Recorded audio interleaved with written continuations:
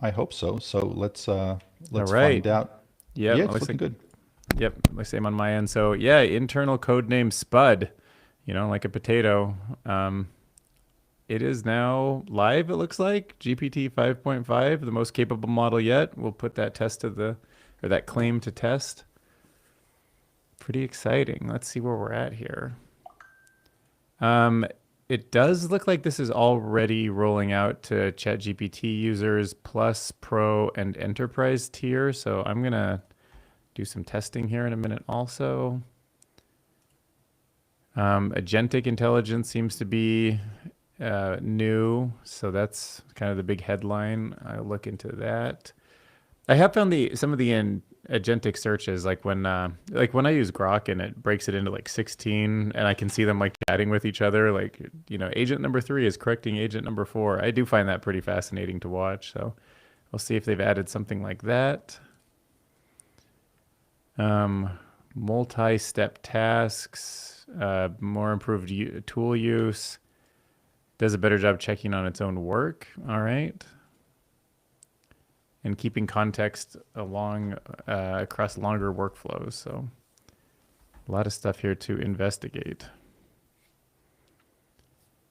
All right. So if anybody watching, you can watch on Dylan Curious, my channel on YouTube, or you can be watching on Wes Roth's YouTube. I think we're trying to dual stream here, so I'm going to be monitoring the comments on my channel and seeing what you guys have to say. Okay, yeah, we have people piling in, so welcome, welcome, welcome. Let me just doing my last minute tests and making sure everything is working. I'm gonna learn one thing I learned from watching you live stream, Wes, is like to add those polls in the chat. So I'm gonna try to figure out how to do that today too. Just be like, hey guys, what do you think? Do you like it or not? Yeah, polls are pretty awesome. Oh, I'm pop looking, out chat? That's what you were yeah, talking about. Okay. Now I feel like a real live streamer. Now I feel like a Twitch person. yeah, Twitch streamers, here we come. What's up, Zen All? Sup? All right, so I think actually everything is working. So let me just open up all the pages that.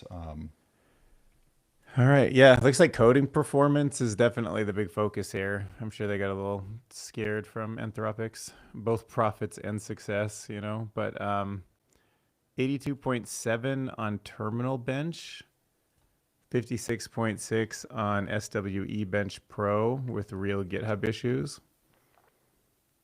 That's pretty good. Predicts bugs before they happen.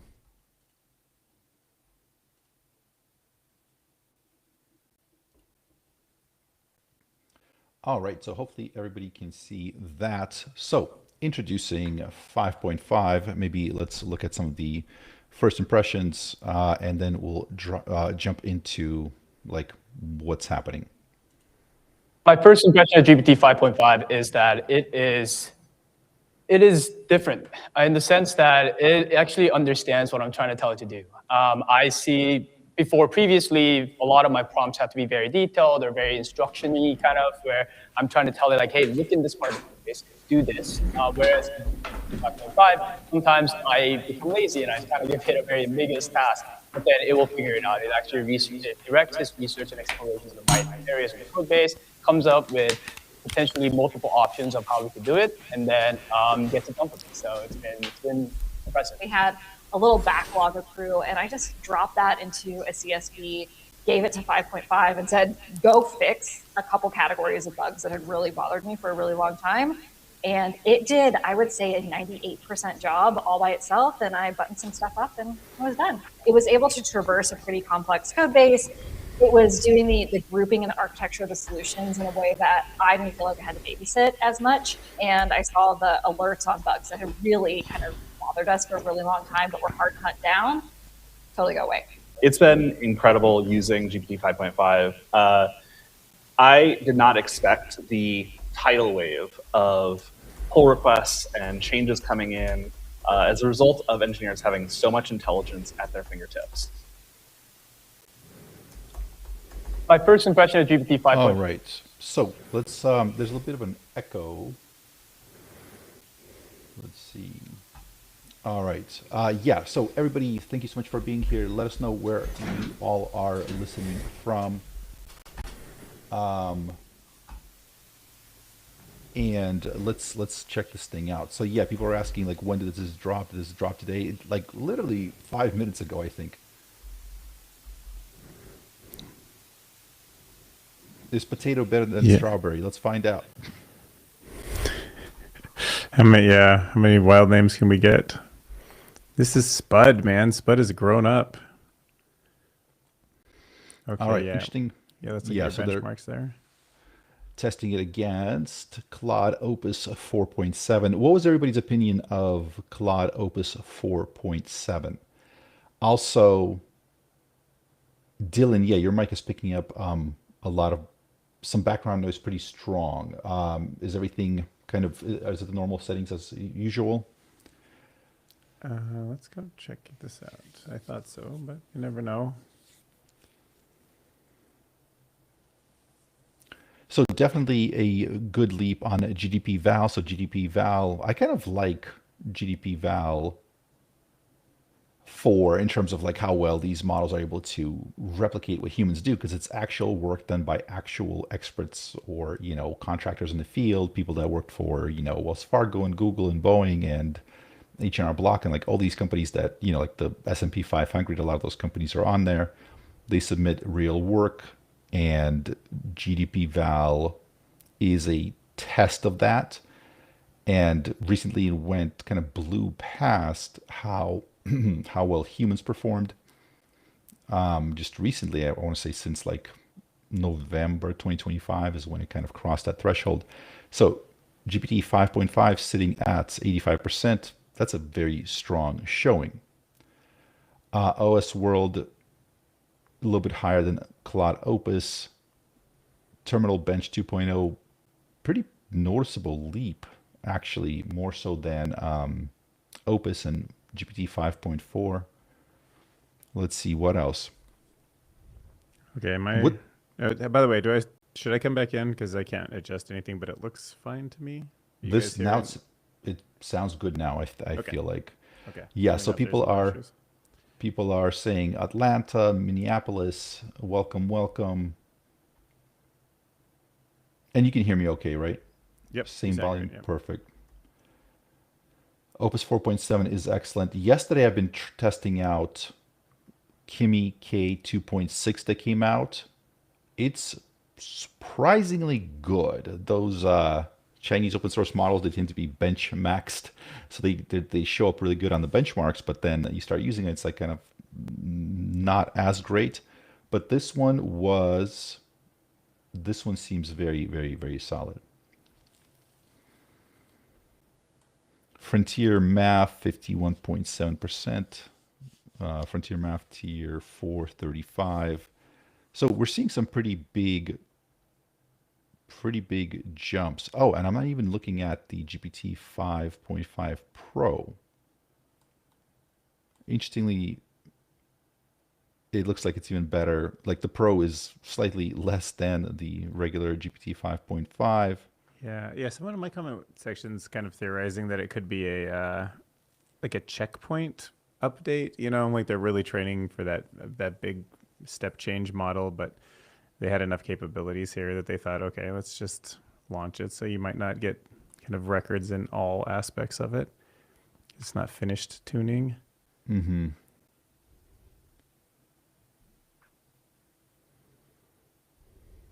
Total outputs. Okay, so yeah, we're kind of seeing that the curve is above the previous models. Here's Claude Opus 4.7.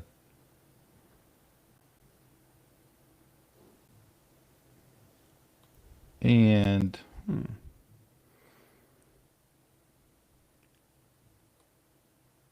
agentic coding with Terminal Bench 2.0. Sorry, this just dropped. Usually I have some A time few to seconds to look at it. Yeah. to read through it, kind of like get my bearings here. It's like, nope, Terminal here's Bench just 2. everything.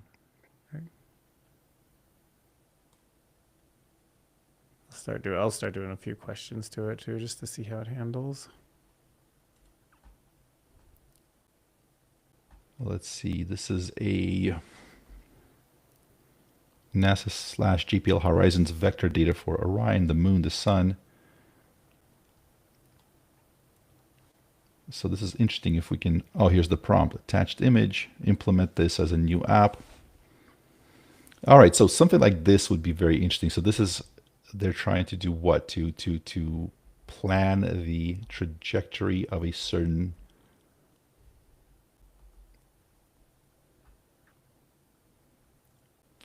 is this a spacecraft flying past Yeah. a planet so that it uses the gravitational pull to turn? Is that what it is? I'm trying to make sure the math is right on it. Probably. Great visual though. I mean, Yeah. we have seen some stuff similar to that, but the fact that it might be using the right logic and giving you a visualization like that does seem like pretty awesome. That is pretty cool, I gotta say. Some vibe. We can do some vibe coding tests.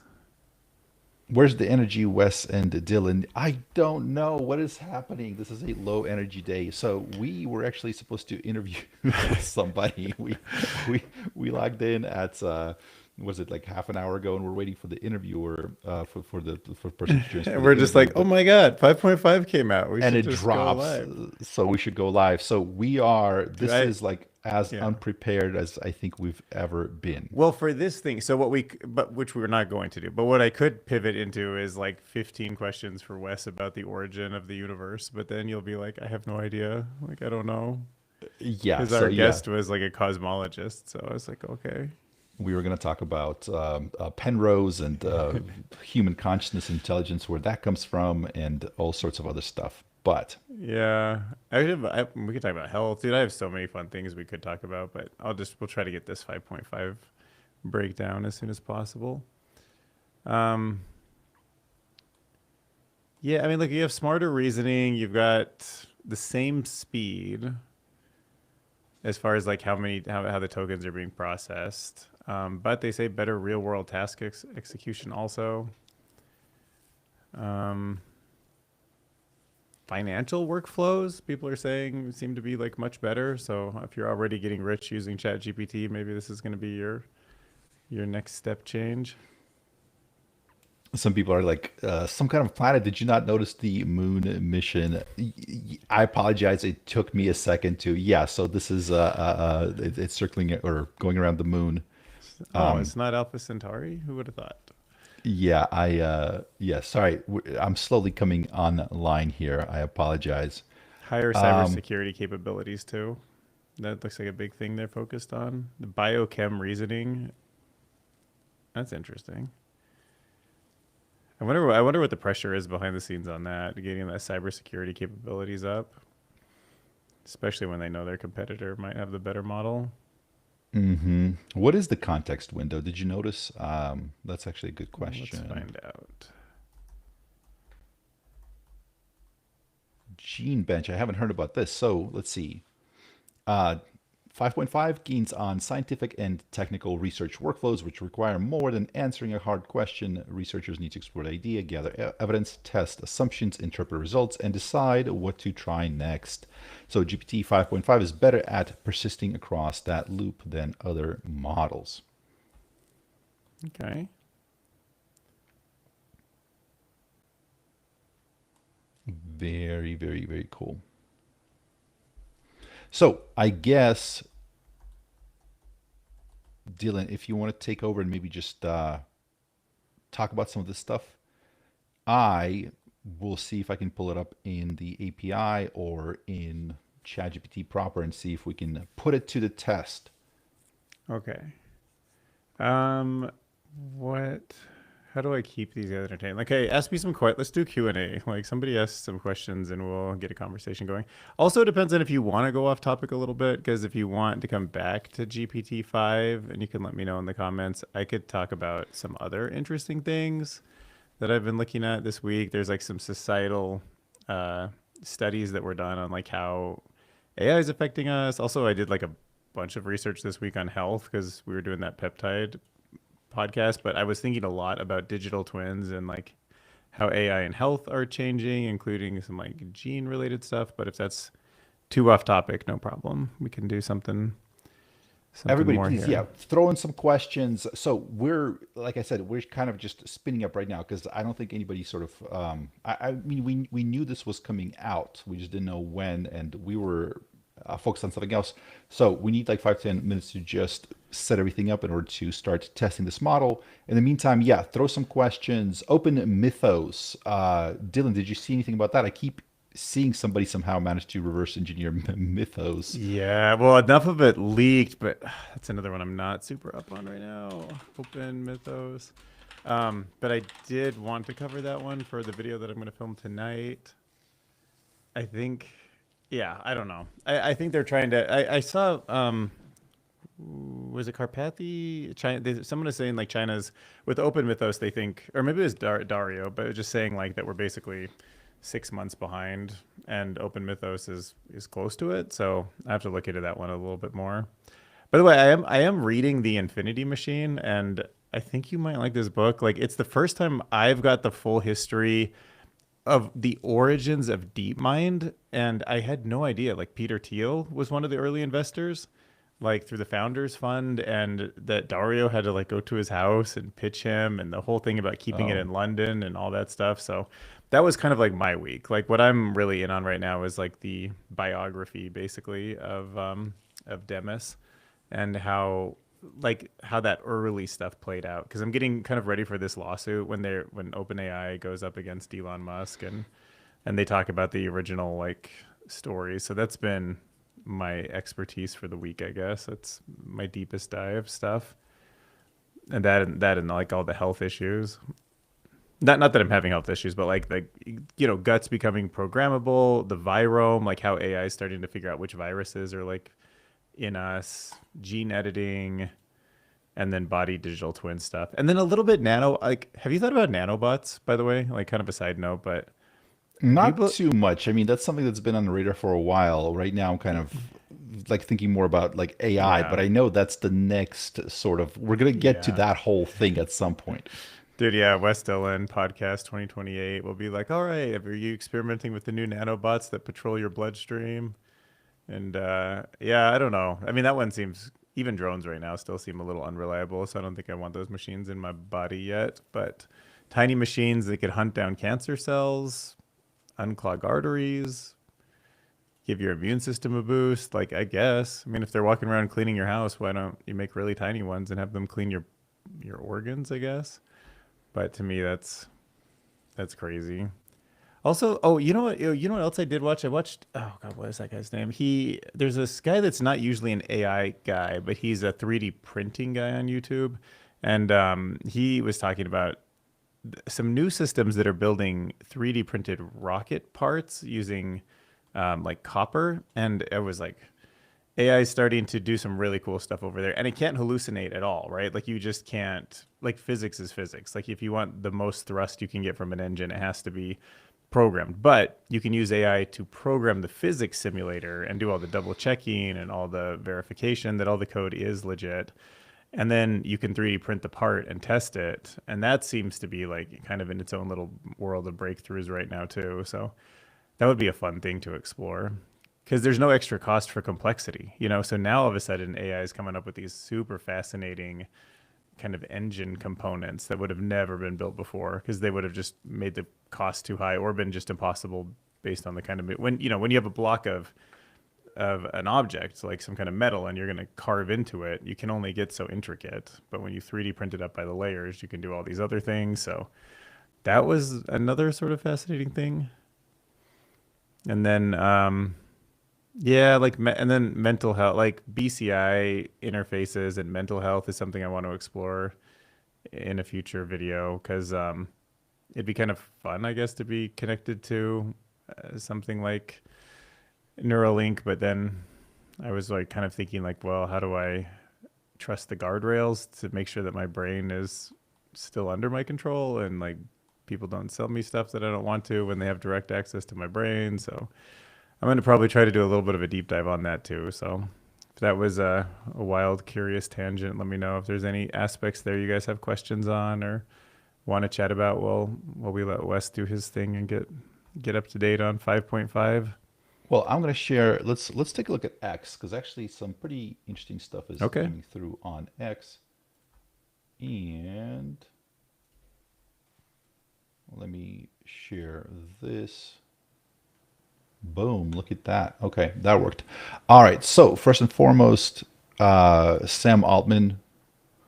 First of all, he's got a cool and new little visual here for his profile. So let's see what he's saying. So What they're is your thoughts on his new image profile? terrific, terrific. I guess I get we're no longer being Breaking news here. My Ghiblified. opinion on Sam's new profile pic. Anyways, go ahead. Let's see what Well, we the got thing here. is like the thing is like with the Ghibli thing, it was such a big thing that I think my profile is still Ghiblified. So it's almost like fashion. You know what I mean? Like, Oh yeah, are we dude. If moving your into a new avatar fashion? isn't your profile, your avatar isn't cool, dude, you'll never get a date. Exactly. You're not cool anymore. Let's see. So we believe in iterative deployment. Although GPT 5.5 is already a smart model, we expect rapid improvements. So I agree with him a lot on the iterative deployment. Like, let's kind of like instead of holding it back and then this tidal wave just wipes everything away. No, just keep throwing pieces out there. Yeah, things will break, things will kind of need to be reshuffled, but I feel like it's better than.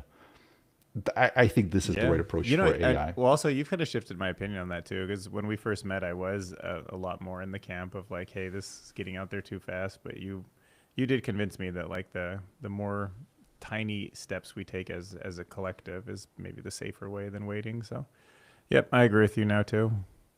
And it seems to be working out, at least so far. He's saying we believe in democratization. We want people to be able to use lots of AIs. We want to have the most efficient models, the most efficient inference stack, and the most compute.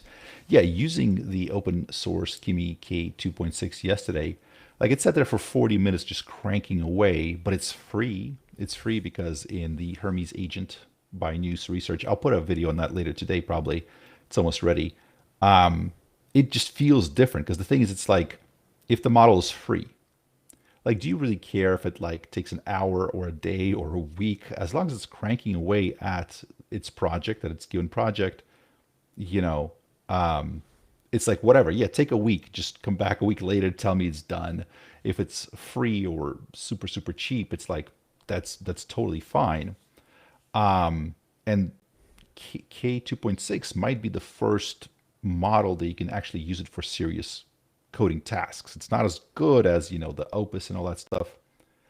Yeah, because sometimes like Technic Ninja 420 quality is better than speed. Yeah, I mean, sometimes you need speed for certain things, but there's a lot of stuff where it's not just not necessary. It's like, go ahead, take your time, come back.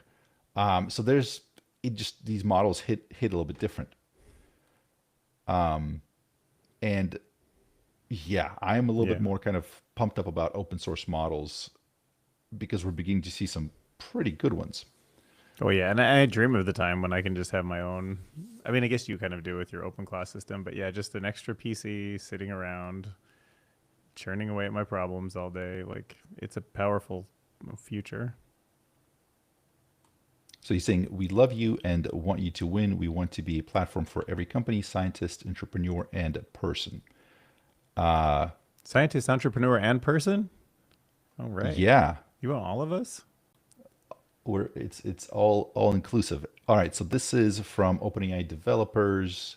So my theory that I kind of posted about yesterday is this model is going to be really good in combination with the image 2.0 that they released 2 days ago, in the sense that that's going to be able to create images of front end designs. Then you put it into GPT 5.5, and this thing is going to be incredibly good at creating those, kind of high fidelity, exactly like it was, working sort of prototypes from images.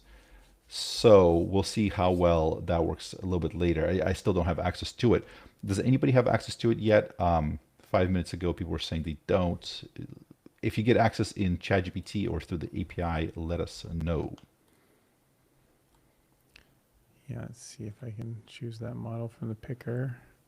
So Codex now generates high quality spreadsheets, slide decks, and documents. That's interesting. So in the GPT Val, you saw just the progression of how well it does, like Excel, for example. And it started out kind of like whatever, you know what I mean? It didn't look too good.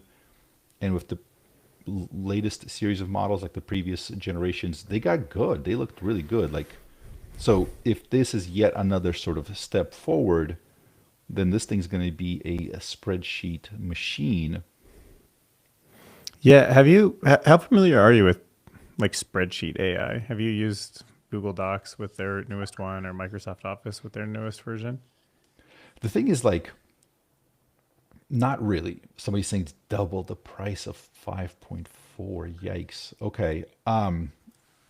Yikes. Dang. Okay. So compared to Opus Through the API? 4.7, Yeah. it's better on a lot of tasks, it seems like. I mean, when the stuff first started coming out, I was like very impressed because I was like, oh, just whatever I want, I just type it in. I'm like, how do you make a formula for blah, blah, blah, blah, blah? It's like, here's the formula. You just post it into Excel spreadsheet, whatever. But after OpenClaw came out, like, I think to me and a lot of other people that, like Karpathy talked about it, Peter Steinberger talked about it. It's like at the end of the day, the final UI for everything is going to be these AI agents. Why why do you need spreadsheets? Like, if you really think about it, it's like this. I think it's already outdated because, right? So Just what is let the it point? control the whole computer and it'll just bring up a spreadsheet and do what you want, not have the Because tool integrated into it. yeah, because spreadsheets is the interface for us, for humans. So we have this data. Like, why do we have spreadsheets? We have a whole bunch of like unruly data, tons of data. We need to make sense of it. So we need to put it into buckets and then make charts and then make this and this and this so that we can understand it and get insights. The thing is, that's what I'm doing with like OpenClaw. I'm like, go out there, scrape this stuff, and then I'm gonna ask you questions about it. Like the, Yeah, that's an interesting point. you know what I mean? Like the spreadsheets, they're this like in between step, but it's like, why?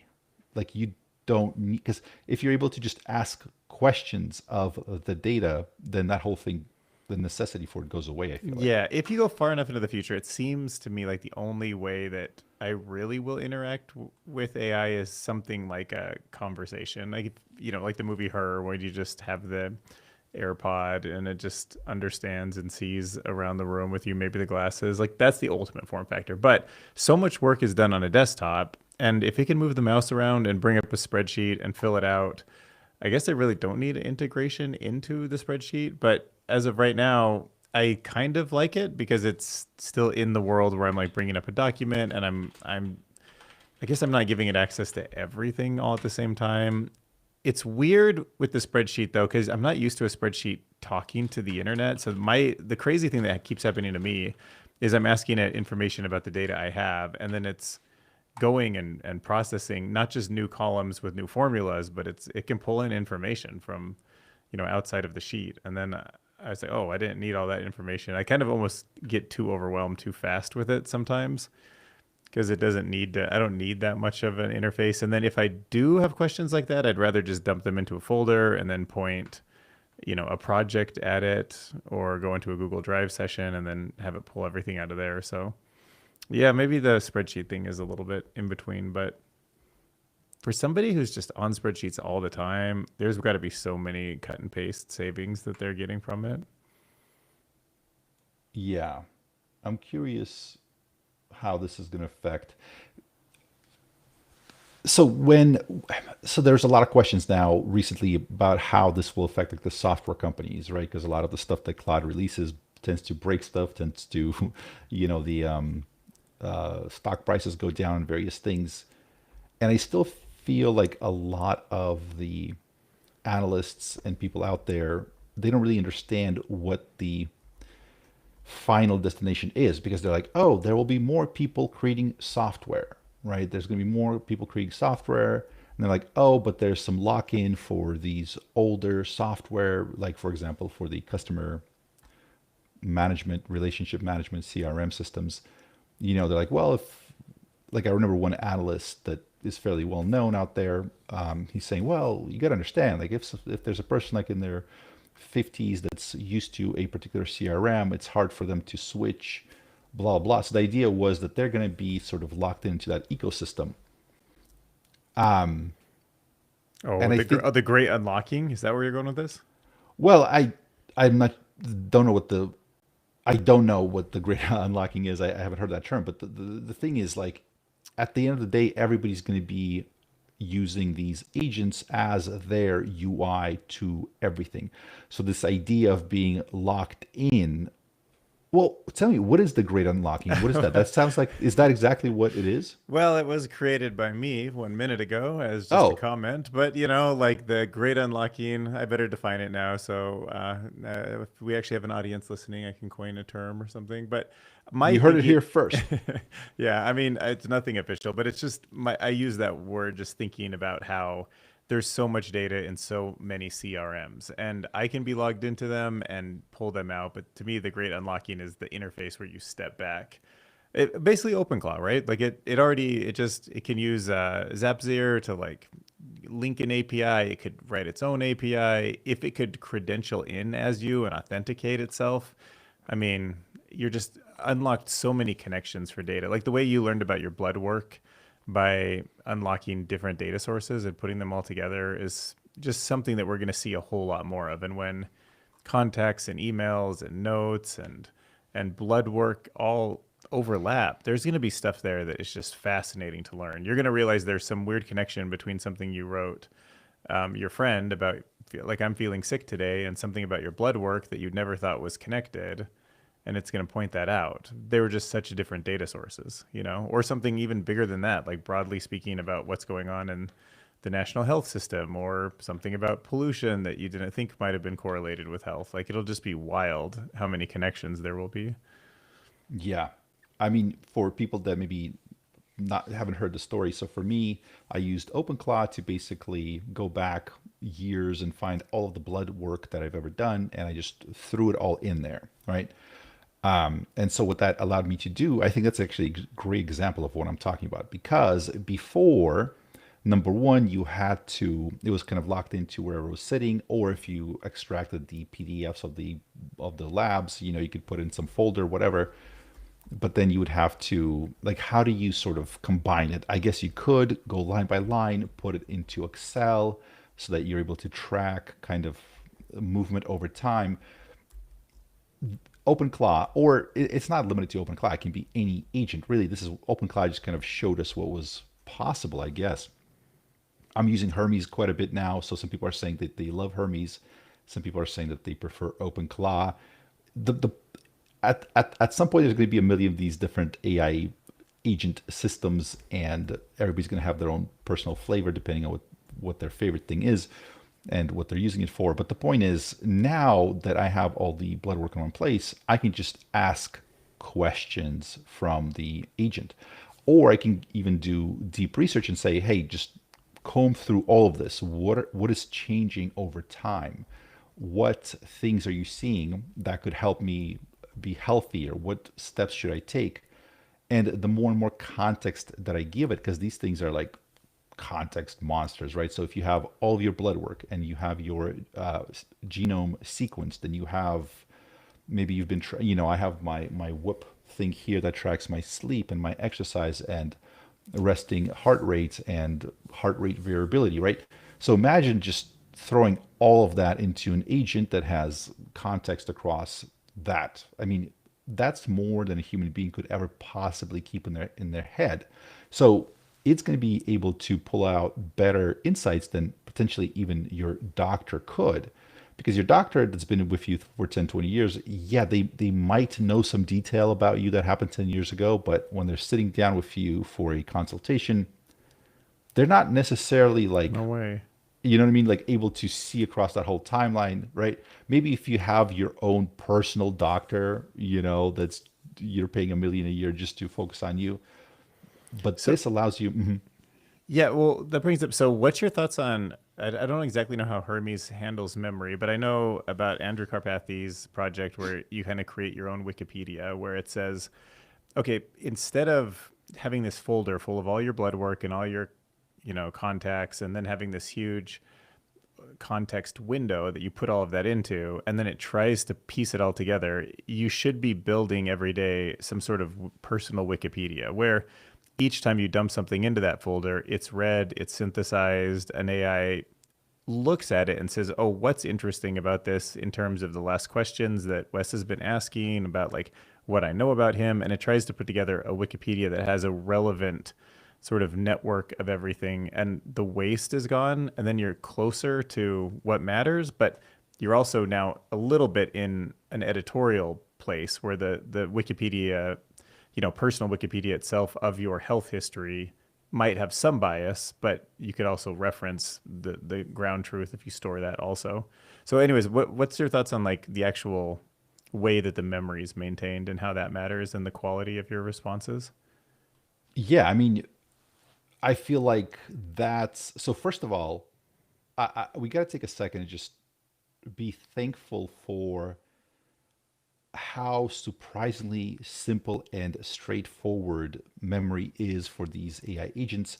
It didn't have to be this way, but here's the thing, and this is what I think a lot of people sort of are very surprised about. Like for Cloud Code, for these models, like how do you save all this data? Is it some weird SQL databases? Is it whatever? No, it's just a lot of it is just markdown files. It's just text files with some code. It's so simple. And the thing is, if I want to migrate all of my knowledge from one to the other, I can just do it. A lot of it is going to be just text files. It's able to pull data from the internet. It's able to read the pages. Like, wow, like how Yeah, how wow, simple it is. for Yeah. sure. So like now people are talking about, okay, so do we use Obsidian to manage memory, or do we use this other thing, Karpathy's, what did he call it? LLM library or LLM? Do you remember the terminology he used? No, yeah, his Wikipedia project. Yeah, the Wiki project I in don't know what it's called. Hermes. Probably later today, I'll drop my Hermes agent video. Like there, what some people do is they create, I forget, like profiles, I think they call them. So basically, you can have multiple agents. They're almost like sub agents underneath your main umbrella. They all communicate, but they're like different profiles. So, for example, you can create a librarian profile, and you can select a specific model for it. So, for example, you could use a local model because it's dealing with these massive context that it needs to manage. So, but it doesn't need to be super smart. It's not like it's doing a lot of coding and stuff like that. So that could be like a local model that just is a librarian that's slowly crawling over the vast amounts of data that you're shoving into that library. Oh, and are you're choosing the agent? The only thing I knew about Hermes is that loop that it was supposed to go through, the think, act, observe, adjust loop or whatever. But are you choosing the personality kind of or like the goal of the agent, like librarian, and then setting it off on its task, or is it doing all that for you? You so it's so funny because with Hermes, so News Research is the people News Research. We Yeah. interviewed their director of AI personality, or I forget exactly what the title was, but man, that was kind of a mind-blowing interview. But dude, they drop so much that like what we're talking about is like one little piece of like this on a sandy beach. It's one grain that they've dropped. So yeah, they allowed you to create a separate profile with its own model, with its own personality as a sub agent that just manages like this particular sort of area of your little agentic empire, right? And you can have one coder and one this, one that. The thing is, they ship so much that it's really kind of like hard to even to follow everything that they're doing. You know what I mean? But yeah, so your question was like, are you able to set up like a specific personality model for it? That's what their profile system is. That Technium was talking about. You know what else you should maybe you started this at the beginning of the podcast, but the it might be good to share your thoughts on this combination between the new image model that came out of OpenAI yesterday and then this sort of coding agentic kind of update they have today, and how you think they might fit together, because we've been talking a lot about text and Wikipedia, but it seems like you're kind of thinking images are part of Sam Altman's view for how this all plays together. Yes, that's a great question. So first and foremost, like really fast, here's kind of like what I was talking about. So this is Technium. He's one of the, I think he's one of the main guys over there at News Research. So he's talking about the Hermes agent profiles. So basically, this person has a dedicated librarian profile to maintain the LLM wiki, right? So all the stuff that you're sort of putting under one umbrella, it's all there. This uses a specific model, has its own skills, so its own skill set, its own personality, its own model, and the other agents, Hermes coding agent, can ask it questions. So it's dialed in on just owning the wiki. So, I mean, does that answer your question? Like that's seems pretty awesome. It's its own little agent that just is managing your wiki, your library. You know what I mean? Mm-hmm. So it's pretty awesome. Here's another person that did a comparison between Cloud Opus 4.7 and the new released Kimi model. Some people are saying that Kimi. So the big concern, the big sort of drawback to these open source Chinese models is they were benchmarked, meaning that they've really tuned them to just maximize their ability Benchmarks, yeah. to do the benchmarks. But then in general, they weren't as good, so they weren't generally smart. From the few tests that I did with Kimi K2.6, it's probably not as good as it appears on the benchmark on the benchmarks. Like, yes, it's overblown, but if you ignore that, it's pretty good. Like it got to the point where it just sits there for like an hour and it slowly just grinds through what you give it, and at the end, it works and it's surprising. Let's see.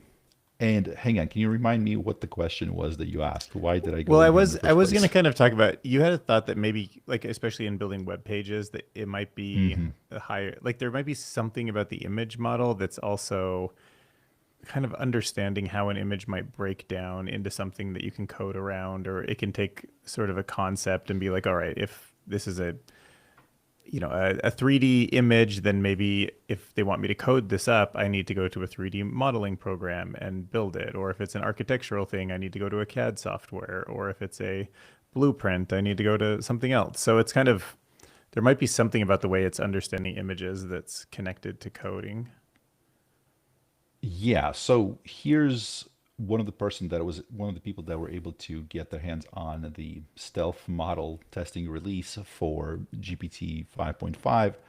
So they're saying that the UI design, so front end coding, is the best. And what they've done is they just took images of websites, and the model is just easily able to replicate it. In fact, it does seem like it has these little tricks where it almost like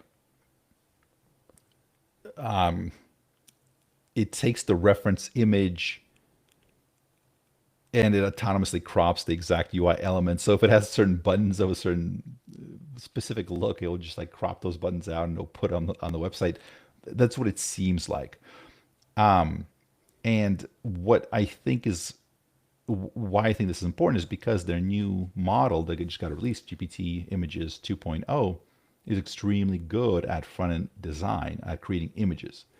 So you create that image in GPT Images 2.0, you put it into GPT 5.5, and you're able to go from sort of just like a brainstormed idea of a certain look into a fully functional website with that precise look. Do you feel like if it's on the same thread, there'd be an advantage than just bringing it in? Like if it actually generated the image, did it also generate some kind of meta information that might be contextually relevant to then coding it into an app? I mean, it sounds like they're talking about that super app. It sounds like it's all going to be, my guess, it's more connected than we realize because OpenAI has been like kind of explicitly refusing to answer questions about the architecture of GPT Images 2.0. Like we don't know too much about it. Is it what's it called? Is it diffusion or is it, dude, it's so hard every once in a while. Like I'm talking and somebody throws some bombshell in the chat and my brain just goes, Dude, me too. you know? Dude, you're like screen sharing and trying to talk with me. Like, yeah, this is definitely an attention span. This well, Uh, live streaming in general is so new to me. I can just feel my brain failing, but oh my God. Cause yeah, hopefully they it forgive sounds, us for it because it's a lot. it sounds like the model is in the codex. So, part of my brain But it immediately has to be goes a there. Like, diffusion model, right? Is it? Could it not be? um, we don't know. We don't know. Oh, even something so basic as if it's a diffusion model is up for grabs. Man, that's crazy. Yeah, Yeah. there's so much behind the scenes. You're right. It could be connected in all sorts of ways. So I'm curious because they've been hinting at this super app. So I'm wondering if it's possible that it's all somehow interconnected, maybe even being like one model, or I have no idea. But there's definitely something cooking behind the scenes because also we're noticing, even in the main interface app, they're kind of going away from showing the model numbers, and they're trying to take all that stuff and all the drop down menus and kind of just like push it away, and eventually maybe even have that completely go away, and then just everything's going to be just the one thing, if that makes sense. By the way, and I say no, have you ever played with a diffusion language model where it's not an LLM, but it's like it diffuses the words, like the end of the sentence, the middle of the sentence, and the front all come like at the same time? I think I hold a world record of sorts because at Oh, least I did for a time. Because when Google released their diffusion coding model, and I don't remember what it's called, but it was like last year sometime. Do you know hmm what I'm talking about? They had I a don't remember the name of it, but I knew a few of them were out there, but I didn't know either of any of them enough to yeah. name So them. basically, when it just first got released, I recorded myself making, I think it was like 10 or 15 different little bits of software, like simple games or simple whatevers. And I think it was like every 3 seconds I would have a new piece of software because it was Because it literally was like like that. diffuse, yeah, into Yeah, I was existence. like, create a little Minesweeper game, and it's like, brrrr, and the code would actually, it would create the code, and the code would render in a different window, and I was like, done. Next, create a little Bird game, brrrr, and it would render, and so like maybe it was like every 5 seconds, it was like seconds. So I was able to create whatever it was, 10 pieces of software in like 20 seconds. I posted the video online. It was just kind of Yeah. Well, they're so jokey, but fast, but it's also yeah. just funny that the sentence kind of isn't in an order. So yeah, I could totally imagine like a game like Minesweeper where just gray becomes yellow because it diffused gray and then iterated to yellow, and you're like, oh, okay, that just changed up. I mean, if people were like diffusion systems, you'd be saying all like go left, go right, up, down, left, right, forward, okay, forward, and then you like land on forward, and you're like, why'd you have to say all those other things? Yeah. You know, because they all come out of order. But yeah, I mean, even if I guess I'm gonna still assume that the OpenAI image model is diffusion, just because Dolly was, and most of them kind of are. But I'm sure it's not just that anymore. I'm sure there's transformer-based architectures, understanding the prompts. There could absolutely be simulations of some kind to try to, if you say this is a person standing in a windy hallway, maybe it like has some coding simulator that it uses for wind and then diffuses from there. So, some kind of painting happening behind the scenes for parts that need that kind of effort. It could be some mixed version of all of that, or it could be like a purely just not diffusion anymore. But it seems to me like it probably is. I don't know. Yeah. So I kind of want to test out Codex. So if you can give me a second here, let me see if I can pull up this model in Codex. Okay. Yeah, I was thinking like, is if you say to a image model like draw a cat, you know, it's pretty open ended, right? So it's going to have like a lot of different ways that it could go, and a diffusion model is some small like change in the way that the fuzziness is at the beginning might make the cat like a cartoon cat or a realistic cat. And if you don't specify those things, there's got to be some kind of placement logic that you would think that it would have been reinforced from that it might take into context because too many users said, oh, when I say draw a cat, I expect a drawing, not like a realistic one or something like that. So I'm sure the reinforcement learning too is on some layer underneath it, but I don't know. It's kind of just wild to think about. Not Gnarl Gnarhead saying waiting on a mailing list for codecs on Linux. What? So tell me a little bit more about that. People are saying clickbait titles. Do I have a clickbait title on this?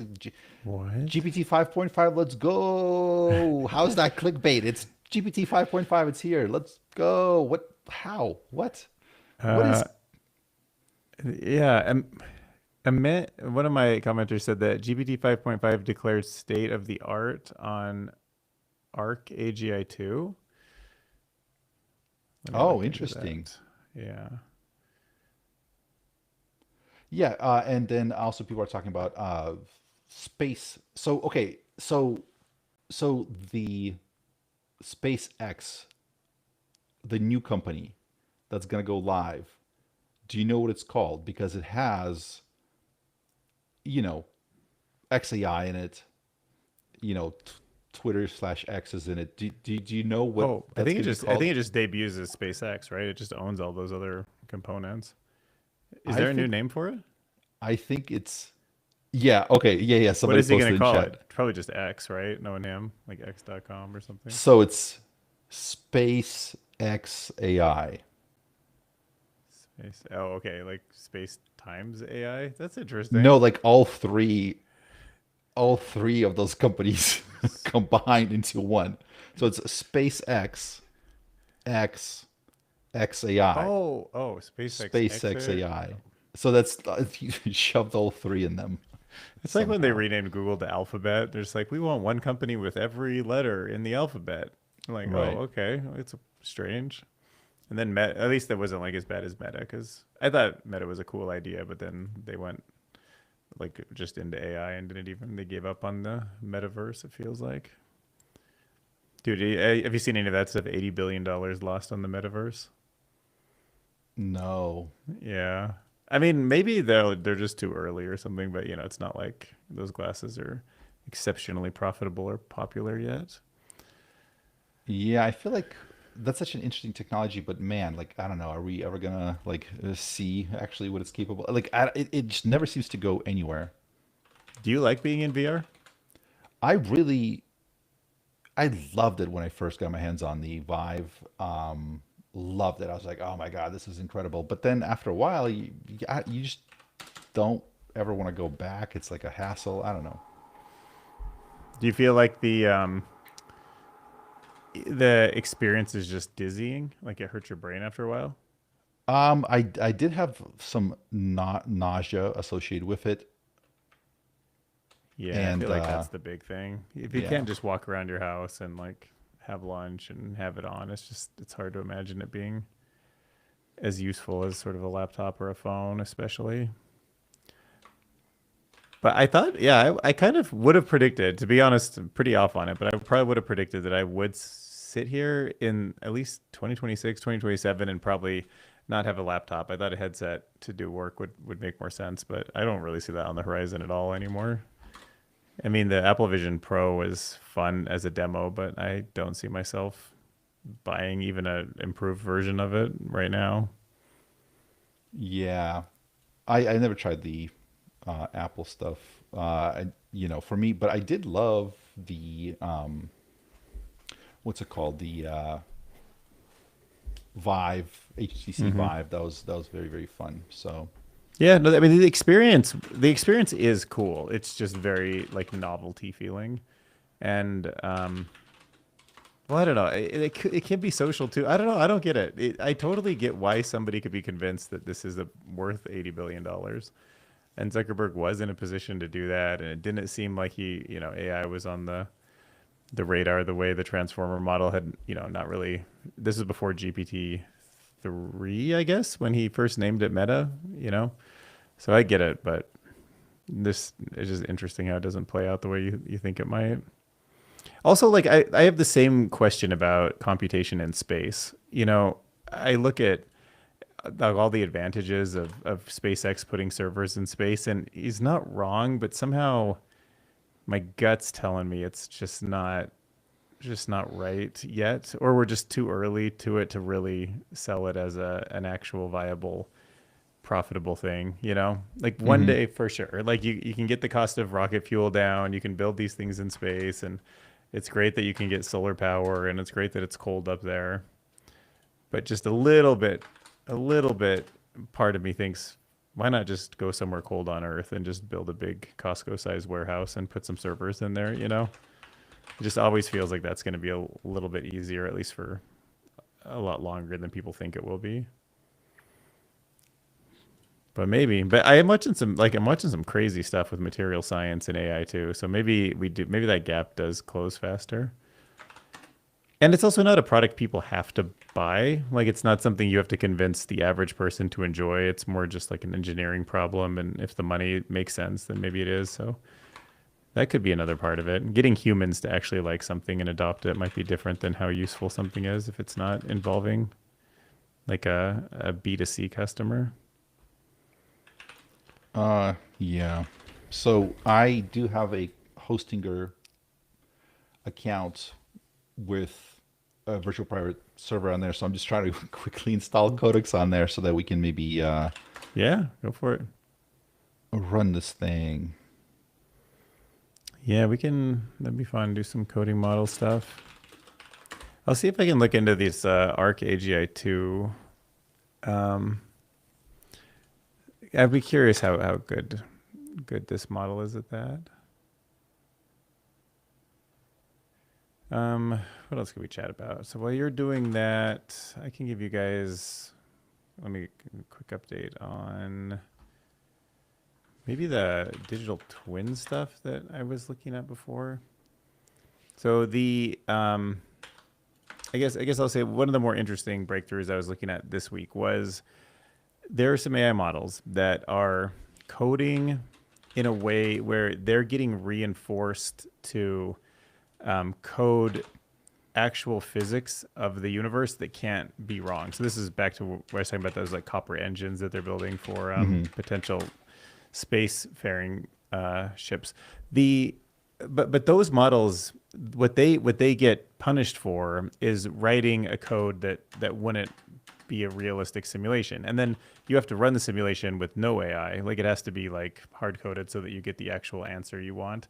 And that is pretty valuable in like a whole bunch of industries that we haven't seen it applied to very much yet. So material science was one of them. And that's when you are putting different chemicals together and you're actually trying to create materials that have different properties. It seems like there's some really interesting breakthroughs coming on the radar in that space. There's definitely some in this 3D printing. That's the one that kind of introduced me to it. In medical devices, there's a bunch that seem like they're kind of on the realm. So in those big three categories, and then I guess I could even imagine, like we're far in the future, but the nanobots that patrol your bloodstream, I can imagine nanobots needing to be built this way too, because they have to be so precise inside your body and don't build up and cause problems. But yeah, that was another kind of fascinating aspect that I'm going to maybe try to explore on Dylan Curious in the future. So I don't know if you guys have any questions about coding in logical ways through AI, but that's something I've been thinking about. So you got the codex installed now? Almost there. So let me see if Dang, you got a vertical monitor? no, this is just I have three things side by side. I got chat, I got Claude helping me troubleshoot some stuff. So basically, since it's a brand new sort of install, basically I have to oh boy. Sorry guys. So yeah, basically, so I'm trying to get Codex up and running so that to see if I'm able to run this GPT 5.5 in Codex, because it looks like it's available there for the time being. So let's see. By the way, for people that are not familiar with like terminal and stuff like that, this stuff became a lot easier with the addition of, if you have a chatbot like Cloud Code, OpenAI, whatever, Gemini, if you're just typing that stuff in there, it's a lot easier now. Like, can you walk us through what is the process? Just, I mean, I see your install command Okay, so basically here I was able to install, and brew. yeah, so basically, well, I guess let me do this.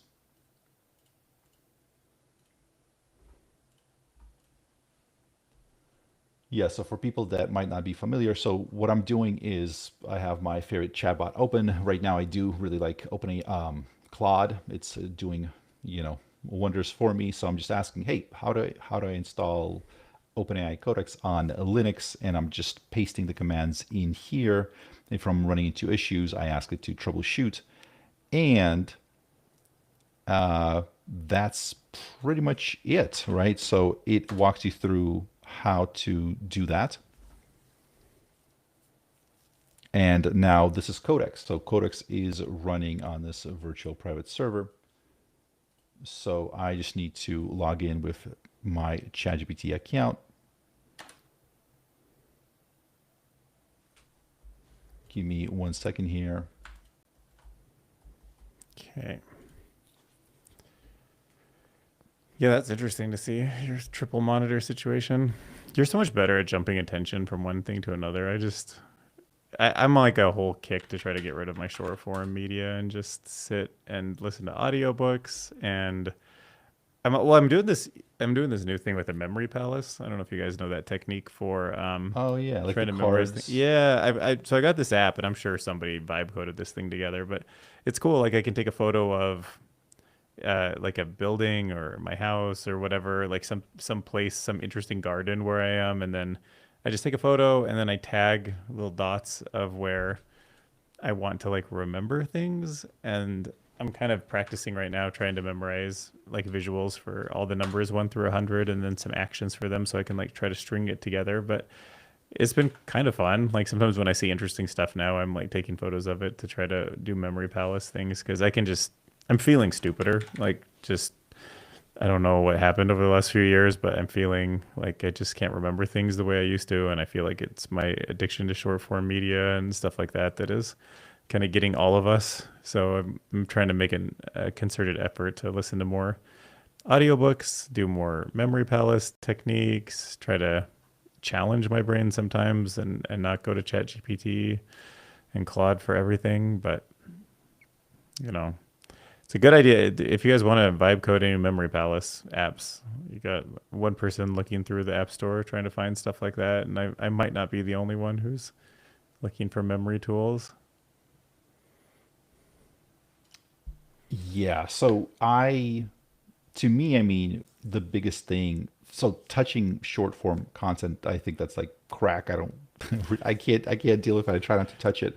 I try to remove it where possible. Yeah, zero short form videos. Or Sora. Did Sora kind of hurt your brain after a while? Like, were you ever on there for more than an hour or two? I don't think so. No, Oh, no. like after a while, I just every body was kind of wobbly and everything happened so fast. You know, it was just like, hey, like, do you remember like just the way it like there's no break, like there's no time to breathe. It was just like, hey, there's an owl. Owls are great. Like, I'll buy one. 2 trucks. Broom, broom. You know, and I was like, what? I could just feel my brain try to make sense of how quick everything was happening. And sometimes that's kind of funny and engaging, but just after a while, it's insane how much energy that must take. So I'm trying to sign in with I think I just need to use the API key. So give me 1 second here. Yeah. Let's see if there's any questions to answer. Italerish Bro has a solution. He says, I just tell my wife and she remembers. So there you go. That's a. No, that's the same problem. I already have that. I tell you, I put up a poll on my YouTube channel about whether or not OpenAI should buy Snapchat. I thought it was pretty interesting. Like there's a good play there for them. OpenAI can use the social data the same way that Elon's using Twitter data. They don't really own a social network anymore. Now that they're getting rid of Sora, they would, in the future have the ability to potentially bring back AI video when the cost drops to a certain point and they want to. So I don't know if you want to think about that, but do you feel like Snapchat would be a good purchase for OpenAI? Maybe. I mean, I don't touch Snapchat or Facebook or Instagram or like You're just I X. yeah, X really is the only one because it's text, it's fast, it's not that visual. They bought their own, they created their own kind of niche, and it just works. I think most tech stuff happens on X, it feels like. Yeah, I mean, but if it was I mean, it'd be a big acquisition. Like, I don't know what I should look up what Snap's worth, but but like to absorb the market cap for a company that's already in such insane sort of debt would be pretty tough. But it's an interesting combination. It does feel like the two could use each other, and like the AI models being integrated into a super app and chat already having a user base might be something that would kind of make sense.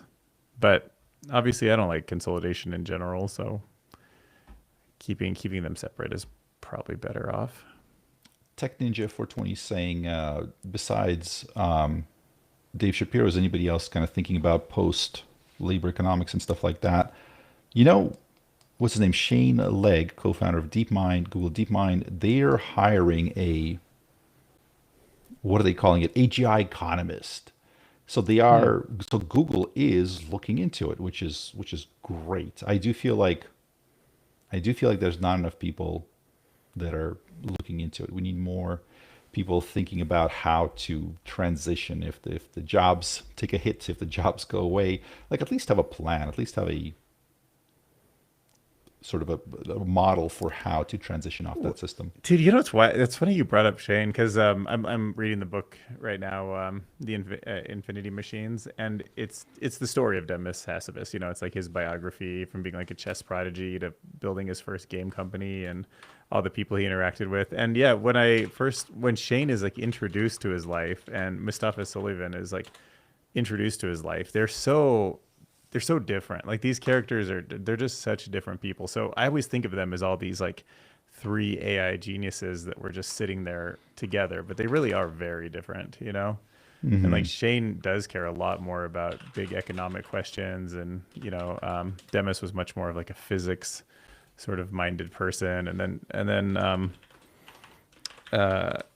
Mustafa is just like he was friends with Demis's brother, and like didn't even really know about all this stuff at first, and was like deeply integrated into all these like political issues and thought a lot about like geopolitics and stuff. So it's a much more interesting founding than I kind of thought it was. And the fact that they picked up like all these super geeks, like these PhDs that had total trouble communicating and stuff, but that was fine. Like they could find people to do that, but it was just really the story of extremely smart people coming together. But Shane is it was one of the more interesting characters. If I get this right, I think he was like one point doing ballet, and people were just like, "Oh, you do ballet, bro?" And he's like, "Yeah, yeah." It's like, okay. Actually, let me look that up because I just remember that part being like, "What?" I do have the book Infinity Machine, so about Demis, and I have found that it is extremely, extremely difficult to read books nowadays. Like I consume a ton of content, audiobooks, podcasts, YouTube, tons of texts online, tons of newsletters. But man, sitting down to read a hardcover book, a actual physical book, like I feel like that sort of skill set, like it's a skill apparently that slowly degrades over time. You know what I mean? Yeah. Oh, absolutely. Yeah. By the way, just double checked that. Yeah. Like, yeah, he did talk about taking up ballet as an adult. It wasn't as a PR stunt or a quirky headline. He was just like genuinely curious about it. And I was like, you just expect somebody who's like pure math and abstract thinking not to care about that stuff, but precision dancing was like super fascinating to him. And I was like, all right, you go, bro. Narnar Head is saying I should just read it on a stream. So, which is an interesting idea. I'm gonna do a poll. I feel like you might. Would you guys sit there and listen to me read a whole book?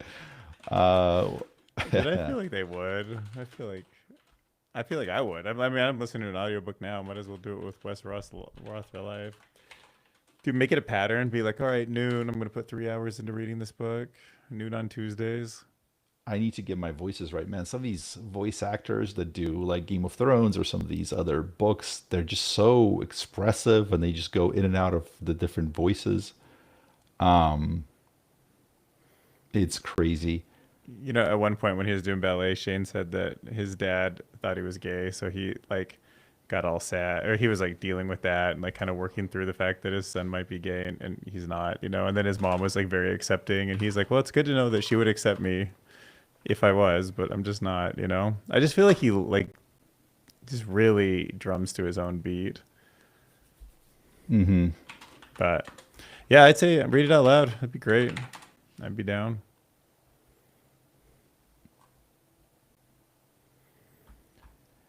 You got a good voice for reading a book, I think. You definitely have the pattern that you could listen to a whole book through, so I think it's destiny. Yeah, switching to this is going to be an ASMR channel and just me Droning on. Let's see. So I'm not able to see quite yet the 5.5 appear anywhere. So give me a second here. So wait, somebody said some people have confirmed that they're able to see it. Where are we seeing it in? Where are people able to access it? So is it Codex? Is it? I'm not seeing it in the UI. Is it just maybe it just slowly sort of diffusing out to people?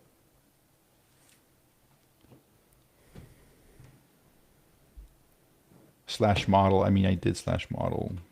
I mean, you could always have your OpenClaw go take your voice, take the book, go to 11 Labs, like turn your voice into an entire book, and then just go live. You know, like you could probably just jump into your YouTube channel, go live, and just read it from front to back. It's probably copyright, or maybe modify it a little bit, make a shortened version. Codex, yeah.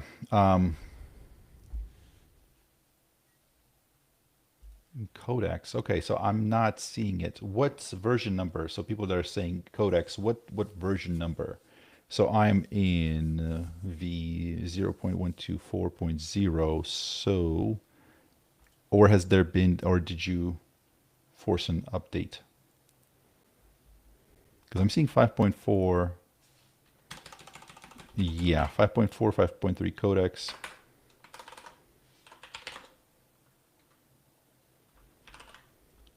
Yeah, in slash model, I have just 5.4 is the latest.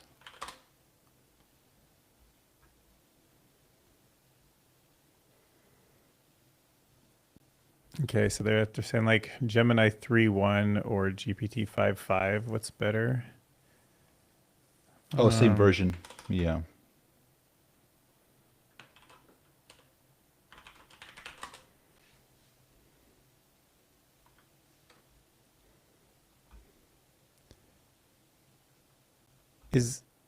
God, what is, I don't know, for some reason I always have trouble comparing Gemini to a lot of things. It seems good, but then sometimes I don't use it for things very often. I guess GPT 5.4 and maybe this latest version is already winning in coding and debugging. Yeah, by the way, did you hear that one of the co-founders of Google, was it Bryn or Larry? He just started a whole new strike team because they're losing in coding. Yeah. So he's like, we just need to not get blindsided by this, because they're totally in a position where if they could figure out coding first, they could start that flywheel of improving all their products faster than anyone else. So I could see why he is concerned about that. But yeah, there's a, for you guys that don't know, there was a kind of warning that went through the internals of Google this week where one of their co-founders said, we like need to make this a top priority, and he's taking some of the best people inside of DeepMind, and they're really going hard after coding because it feels like they might be in third place right now, and Google doesn't like to be there. They certainly have the talent and computation and everything that they should be able to pull this off, but they got to stay focused on it. So it's kind of a directive from the top down to catch up. Yeah, and it doesn't feel like maybe this isn't about just like users or a better chatbot. They're really like focused on this idea of you build the best coding agent that helps you do AI progress, that helps you do machine learning research. So it's like this like The compounding flywheel, effect, yeah. the flywheel. And Google's like, oh, okay. I feel like people predicted it. We kind of knew it was coming, but it was still kind of like this theoretical, like, oh, is this how it will work? And now it's becoming more clear that yeah, yeah, that's exactly kind of what's happening. And Google's like waking up, and Sam yeah, woke up. Yeah, no, Dario just the actual story might be that OpenAI had the lead. They had the transformer model. Text is very close to code. I mean, it works just almost one to one. It's a great chance to be the first in the world to build a coding system. But then Sam took over and had really big visions with Sora and side quests and all sorts of things that all will be transformed by AI. And he probably thought to himself, like, I need to be positioned in all these verticals because robots are coming and all sorts of things are happening. And then Dario just shut down. Like, you know what I mean? Like, there was never a great way to like pull an image out of Claude. You could do it with Grok. You could do it with ChatGPT. Google was doing all sorts of stuff with vision models, and they were trying to build like a unified multimodal system from day one. And it just seems like what they did at Anthropic was hyper focus in on it. And then the money came, the enterprise money came. The coding model is now top tier, and everybody's trying to catch up to it. And it might look like they figured out a way to like beat everyone else. And once they get coding done, then you go back and you code everything else, right? Like coding is done now, so you're like, now go use like lower end GPUs and make a video model that's better than the best video model that Google had that was programmed by humans who can't work 24/7. And then they end up at the lead of that flywheel, and maybe they're the first ones to really get to AGI and sort of have a winner take all situation. But who knows? We're just watching the race play out, but it could be the way that looking back on time that it goes. yeah. It's going to be interesting to see this whole thing. I'm updating codecs on my Windows now. So CLI 0.124. Brand codecs. That's just got okay. It might just be. So for the people that are saying they have 5.5, are you guys logged in with the OAuth, like through the OpenAI authorization, or are you using an API key? I'm assuming user sign in. Yeah, that's what I'm going to be doing. Okay.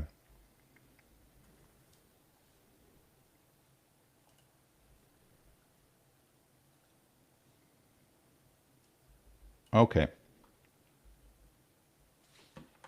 All right. Dylan, what else can we talk about?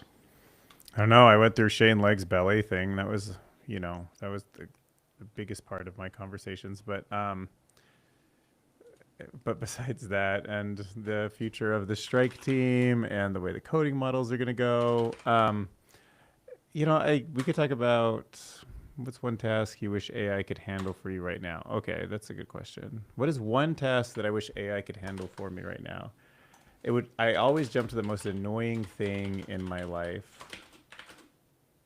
It's like what drives me nuts is switching profiles. Like I have all these Chrome profiles, all these different emails.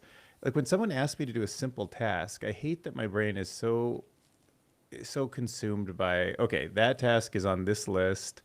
It requires this group of people to solve it, which means I need to be logged into this account and this Chrome profile. It's like I know the answer to it, but then I have to go backwards and think about all the small things. So the task that I want AI to do is it's essentially like, and I'm never gonna, this is gonna be like one of the last things I'm gonna let it do too. But like, I want it to just bring the right information up for me to solve a problem. You know, like I want to, I guess, synthesize something so I can give somebody an answer. That's part of it, but also just being logged in properly at the right place. So the task that I wish I could do right now would be logging, yeah, just getting the right information in the trusted bubble that I need to be to answer something. I just find it like the big passwords, like just having all these passwords, like going back to my password manager. It's these like medial tasks. And I think it goes back to what Wes said earlier. The best thing for me, for AI to do, would be full control of the UI. Like use the mouse, switch the profiles for me, bring up the right tabs, and then let me do my work, or like solve my problem or get to my answer without the constraints of that. You know, because like in my house, it's just so, like I walk to the kitchen and like the food is in the kitchen, right? But if I want the equivalent on my browser, I have to look at all the tabs I have and remember on this profile, am I logged into that account? You know, I have like a business LinkedIn and like business versions of like all these different AI tools. And sometimes I'm like, oh, I don't want to paste stuff that's business related into my other one, all that stuff. Like, so there's a frustration where a lot of cognitive waste comes from. So that's what I'm looking most for. Also, I mean, physical, well, AI handling some physical tasks would be nice too. Like I had so much yard work this weekend and I was like, dang, like I could definitely imagine somebody handling some of this stuff too, because it's just yard work, you know, like somebody go prune the trees or whatever. So maybe that'll be the next thing. Well, and scientific stuff too, but yeah, go ahead. Oh man, yeah, we're just seeing crazier and crazier sort of robots out there. One of them, to this morning, I saw everything's coming out of China. So one of them is a humanoid robot, but attached to the feet are wheels, and he's like kind of Like a like roller Segway, right? skating. Yeah. No, no, so he's got two actual legs with wheels instead of feet, and so he's like rollerblading, like you would rollerblade on these wheels, and it looks bizarre because it's not, it's completely different. You know what I mean? The skatebot, yeah, people are saying, oh man, Oh, let me look this thing up. yeah. Skatebot. I love crazy robot stuff. I'm gonna go check this out now. Skatebot. I did. Yeah. I mean, I was looking at the races. Like, in China, there's a bunch of like Right. 4Ks and stuff that were beat by humans. Skatebot. Oh, that's bringing up some stuff from the 90s. Some like Transformer. Like, oh, here it is. No, that's fake. That's fake. All right, let's go. We have it. GPT 5.5 live in Codex. Dun dun dun dun dun dun. Wes, take it away. Oh man, but no, go ahead. Go ahead. Like, finish what you were I saying. can't find Skatebot. If Oh, I find okay. it, we'll joke about it at the end. But it's no I big saw deal. it this morning, and it was extremely. Yeah, it's Unitree. Unitree is just like out of this world with all the stuff that they're doing. It's kind of crazy. Can I ask the commenters to give me a link, or does it not work that way? Can they not do that? Send me a link if you can, or I'll just look up Unitree. All right, what do we got? You take it away, Wes. Well, I don't know. What should we build? Minesweeper, Angry Birds, Um, a dating app. Give me some pro- ideas, people. What about a Dating app? profile? Well, yeah, or a profile updater, because we talked about how profiles need to be trendy, like a profile trend updater, so that my profile keeps getting the newest trending thing done to it. Or So maybe an agent dating app, so agents can find love. an agent dating app. Let me do one thing. Oh, So okay, let me do that. I'm just curious right now to test one thing actually, because sure. yesterday what I did, Bomberman. Oh man. So yesterday what I did was, as I had Kimi K2.6 create this thing that goes online and tracks the various, for videos, the for SEO purposes, like where are they ranked for certain keywords on Bing and YouTube and Google.com. So I was able to do it. It ran for about like 40 minutes. It was able to create that database tracking as well as a visual sort of visual UI that you can access from anywhere. So let me throw that in there and it starts working. Give me one quick second. Okay. I did find that rollerblading thing. That's crazy. That's so much more. It's like those wheels are more intense than I expected. Okay, but anyways, so when you get there, I've got this idea for an app. So you know how birds, they make songs to try to attract mates? What you could do is build an app, and it's for AI agents, and they use Suno to generate love songs to attract other agents to them. So that way, if you're like a high-powered agent and you don't have enough, bandwidth or tokens to like work with all the other agents, you can review the songs that they make, and the songs should say, "Here's all my qualities. Like this shows that I'm worth partnering with."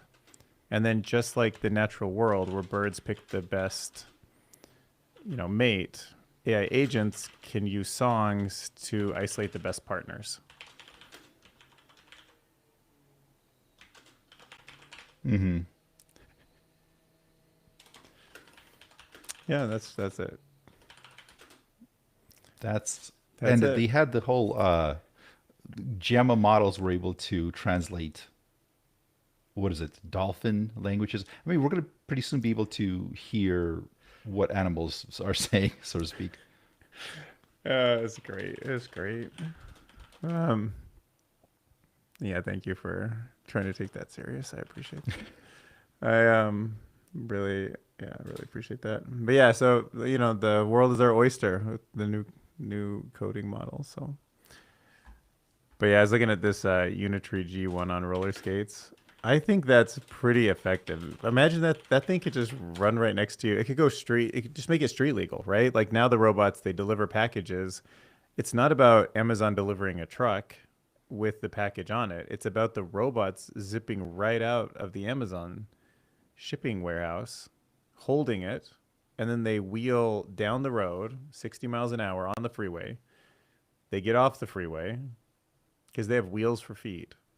They're humanoid shaped. They're holding the box to going down the freeway. Then they come to your house, roll up to your front door, drop it off, use their fingers because the hands are there, ring the doorbell, boom, zip off. They got camera vision. They take a photo of it. The delivery's there. You check your app. It's in front of your door.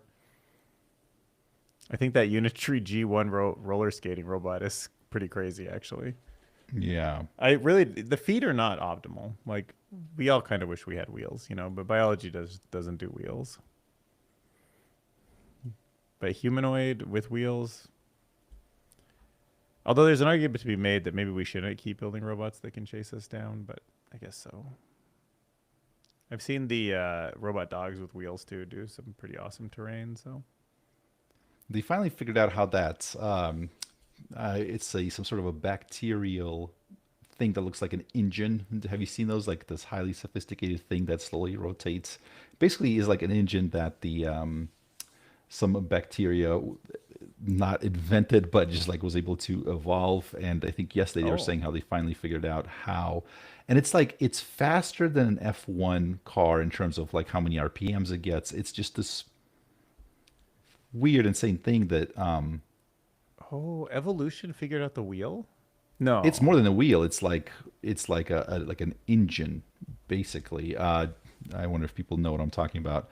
I mean, I know there's like insane stuff inside of like the mitochondria that make everything work, but I always felt like evolution couldn't invent the wheel because it's like a hard thing to iterate into.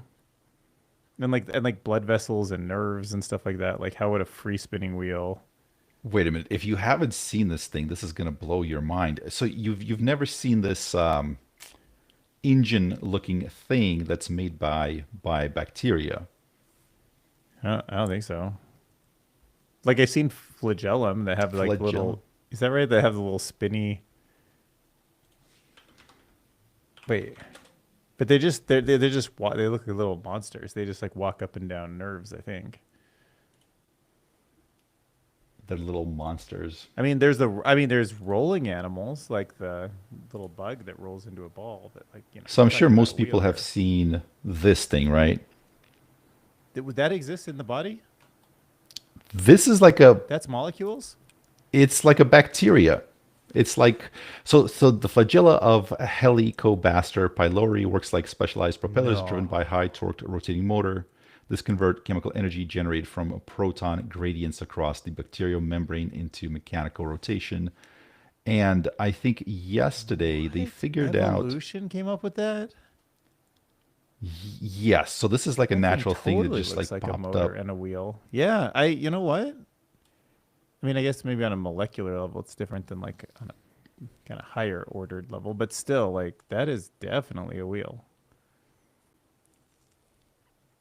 Where is because Wow. yesterday this was all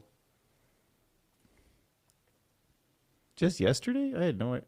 well, yesterday they figured out something about how it works. So basically this Dude, thing how do you spins at how do you know all this stuff? Like, I was just thinking about wheels from that robot. oh, like it's just on X, man. It's just like as you're scrolling through, you're like, what? They did what? We're living in a simulation. Yeah.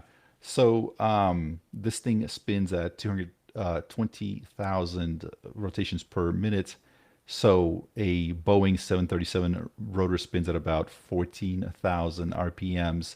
So this thing is able to create quote unquote rotors or motors, whatever engines, whatever you want to kind of compare it to, that is spins faster than a lot of the stuff that we know how to do, and surprisingly low energy, right? So the It's amount of energy that amazing. it uses is tiny. So what was the breakthrough? Sorry, I said 20,000 RPMs. Sorry if I miss. Oh, and Yeah, it up says to 14,000. 100,000 Yeah, RPMs in some species. What was that's the amazing. what was the thing that was the breakthrough in the last couple of days that they were talking about? They figured something out about how this worked. I don't know. We'll go to the comment section. Maybe someone knows. But I mean, that's mind blowing. That is mind blowing. Like, whatever I think about just the fact that we have a trillion cells and each one of them has these intricate systems, it just breaks my brain. It truly seems like impossible engineering to me, but I mean, it obviously works. It makes ATP. Oh wait, GPT. They're saying that. Hang on, they're saying that it might be a fake command to do that. Let me verify which model we're using it. Which model we're using it on. Give me a second here. Okay, I'm gonna share the screen really quick. Okay, I'll just show you the Yeah. Oh yeah, Unity yeah. Go video. for it. And if you have that robot too, please. Yeah, do that's a what I was little. gonna. I was like, dude, I got the robot. Dude, they could put a sword in his hand. This thing's crazy. Oh God. Um. Okay. It Check will out error if it doesn't this work. bad Oh, boy. yeah, no. Okay. So for the person that's saying that, yes. So that's what had happened the first time I ran it. It got an error when I tested it. But the thing is, once I logged in as an OAuth through OpenAI, now it works, and it seems to be legit. Does that look like clickbait to you? GPT 5.5, let's go. I don't know. It is GPT 5.5, and let's What what's go. I and mean, I what's don't know. yeah, like, and then you use the completely black. Dude, it does bring the eye to your videos though, having like no text right there for some reason. I mean, this I should arrow probably is put like something else. Yeah. this is what you naturally look like when you come up in my feed. Anyways, here's the wheeled robot.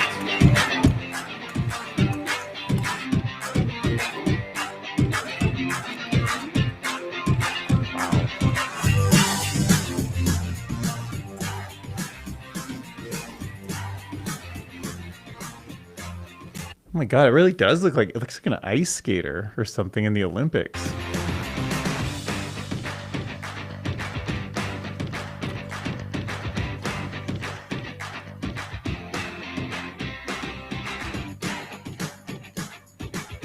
What? Front flip and rollerblades?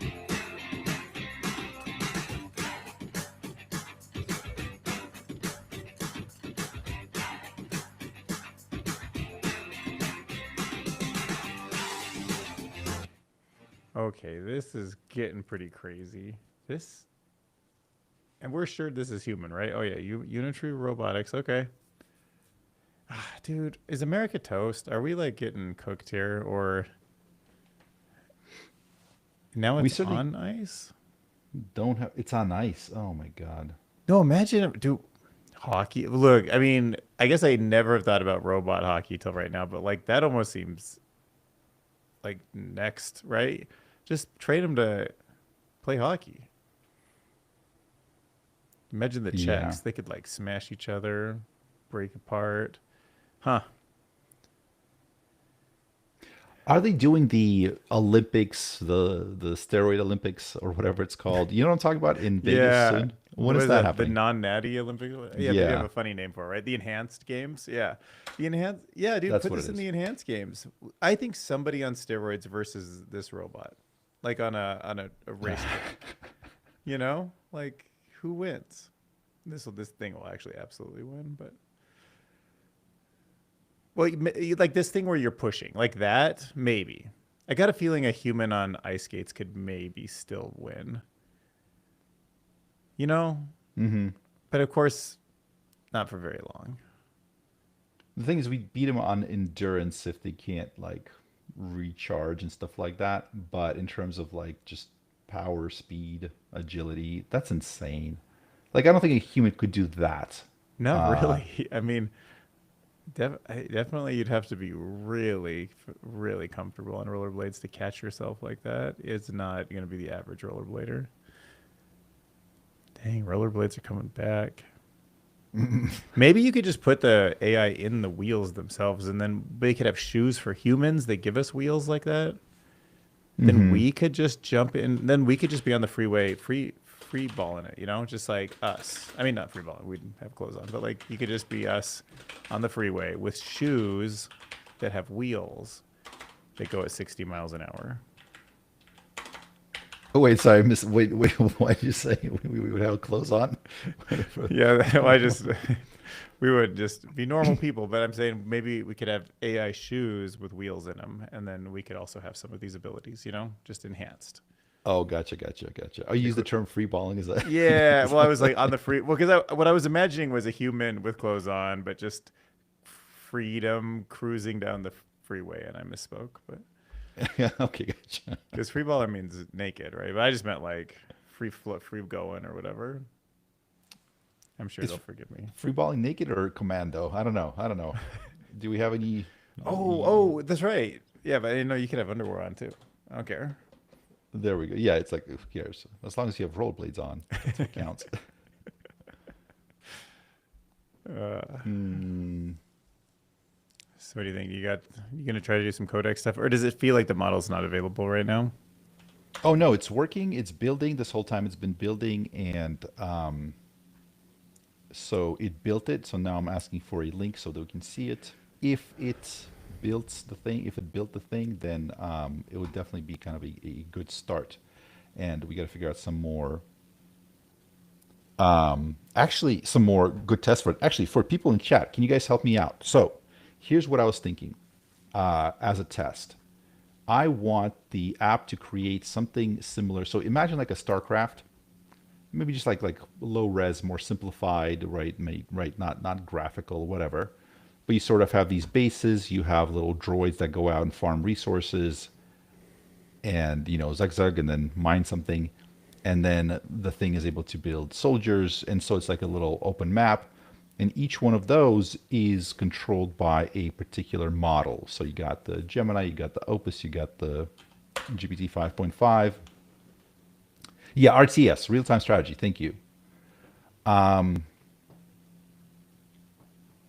How Give me some ideas for like how to build the game. Would it make sense to make it real time? Would it make sense to make it turn by turn?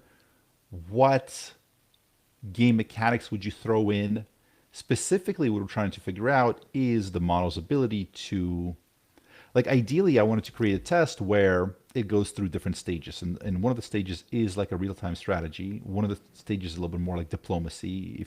If people have played that game where it's like, you know what I mean? Like they kind of like negotiate and betray each other and stuff like that.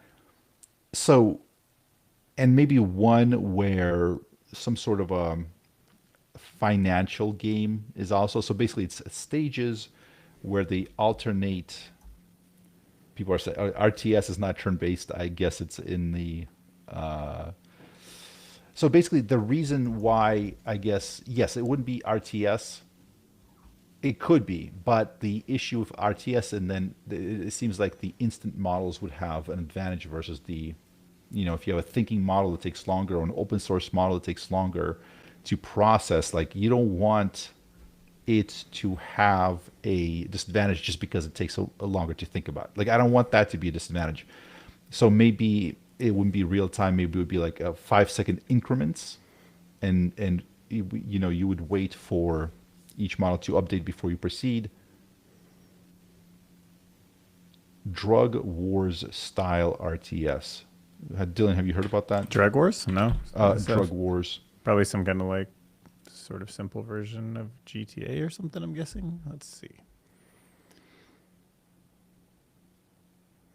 Oh, that's the old school. Is that the thing that people used to play on like the calculator? Oh yeah, turn-based strategy game in which players assume the role of a drug dealer engaged in arbitrage. Okay. Okay, that could work. Oh, yep. Wait, it was written by John E. Dell? TI 83 plus. Yeah, exactly. The object of the game is to deal the most drugs to pay off a loan shark by the end of the game and make a profit. Yeah. Bot powered RTS with the economy of EVE Online. Dude, yeah, like EVE Online, like, I don't know. Like, I want something that's either Factorio or EVE Online or StarCraft or something, or have it play. I mean, like, the old Pokemon games were great for that. Like, what I'm saying, does anybody have, like, a really good idea for what would be, like, the best sort of game design to test these models? Because then I would have this thing create that. Eve is a goodbye to 4 years of your life. Yeah, Eve is interesting. Eve, they really captured something. Did you spend a lot of time playing it? Not really, because the things by the time I realized it was there, it's been around for so long. It's with these MMOs, I feel like you gotta commit at the beginning. You know what I mean? Age of Empires, Dune 2, yeah. XCOM 2, Tower Defense. What's that old Dwarf Fortress? I mean, if it's able to create something like that and then run it effectively, that would be very fascinating to watch.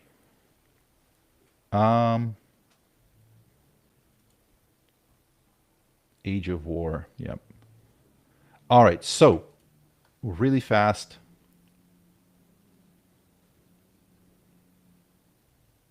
One second.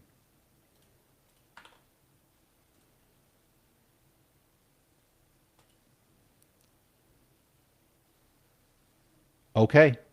So, here is, let me share my screen. Yeah, I can see the excitement in your eyes. Let's see what we got here. Prepare for the flashbang because I should have specified that we wanted to dark mode. So here it is. This is what GPT 5.5 built in the last however many minutes. It was much faster than Kimi K2.6. And it's looking pretty good. So notice that I'm able to search for different keywords. So basically we're trying to create a tracker of SEO tracker of different keywords by different people. So notice it has views, if it's a video or not, a link to the actual thing, source links, and over time we would be able to add more keywords, have a database of how it's sort of moving up and down, etc. And it was able to create a link to send to me to be able to access it from anywhere. I gotta say, this is good. I'm not gonna say it's like super impressive or AGI cool. or whatever. Yeah. But I gotta say, like, I asked for it, what, 5 minutes later, maybe longer. I don't know how long it took, but it comes back and boom, there it is. Here's the thing: is, do you know that, like, Social Blade? Like, do you know how much they make? Have you ever wondered? No, but I mean, you're right. To mimic a dashboard like that, to have tools like that. So the thing is, there's tons of these channel websites and stuff like that that make a lot of money. Some of them millions and millions of dollars. A lot of them just aggregating information and helping people that are looking for it in a certain way. Sure. And yeah, their mode especially is just being able to collect this data over time and then present it and have it for people. No, the dashboard industry could be so huge. Imagine just, I don't know, people who plant trees or something want a certain weather like information, and just nobody's ever had the profit reason to go out and build that whole tool. But even if there's 10 customers and you can use AI to vibe code it together, those 10 customers would be worth, a days of work and sales. But on social media, like, so many brands are trending. That kind of information is so powerful. I mean, we're always looking for AI news and like futurism breakthroughs. You could probably just ask for ideas, but there's a lot of small niches, like just things related to pets and dogs and city problems and all sorts of small, interesting things would be fascinating. Yeah. I have, so for people that are kind of interested in this stuff, I do encourage, if this is something that you want to build right now, I feel like there's going to be a big opportunity to create stuff like this. And I've been thinking about it. I don't know if I will. I really shouldn't be doing anything else other than focusing on my channel. What I'm doing, I tend to get all sorts of distracted. But so there's a website called What Runs. And all it does is goes across the entire web and it looks at all the different websites and what they run. Are they on Shopify? And they are on WordPress? And they are on Vercel, whatever. Oh, And it was founded in 2017 by one person. It has one employee. what? And they make $3 million? People make need the 3 million. information that much? Yeah, they make millions and millions. And they have a strong moat because it's been collecting that data all the way since 2017. And a lot of it is available online. But here's the thing: a lot of people want access to the historical information. So it's hedge funds that want to know, like, oh, is Shopify increasing its share of online stores or decreasing? Or, you know what I mean? Like, they're able to go out there and make trading decisions based on this data. It's publicly available, so it's perfectly legal, but it's just hard to access, right? And so this person created this thing, very simple, and it just sits there, collects this data, and years later, all of a sudden, he has a moat, right? Because you can't go back in time and collect that data. He's already collected it.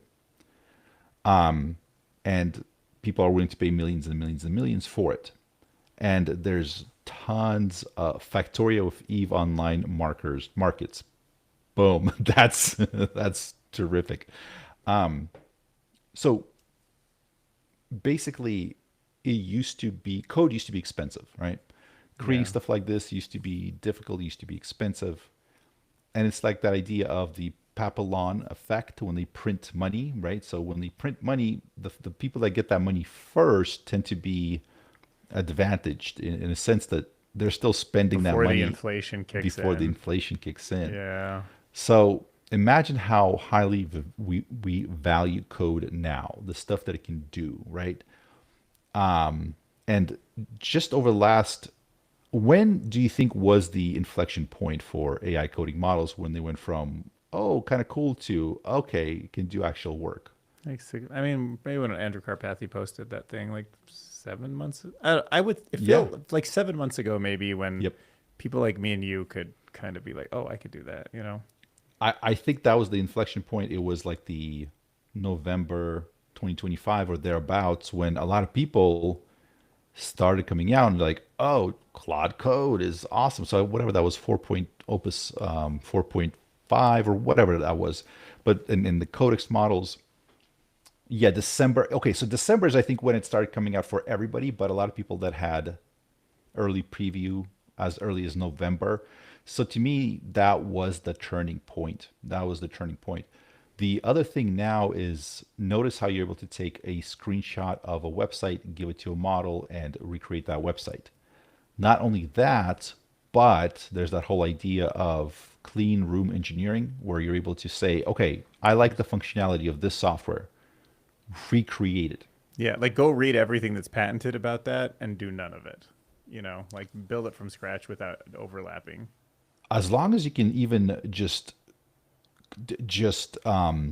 do it in a different coding language, as long as you're not using their code, because code is copyrighted. So if you copy their code, you get in trouble.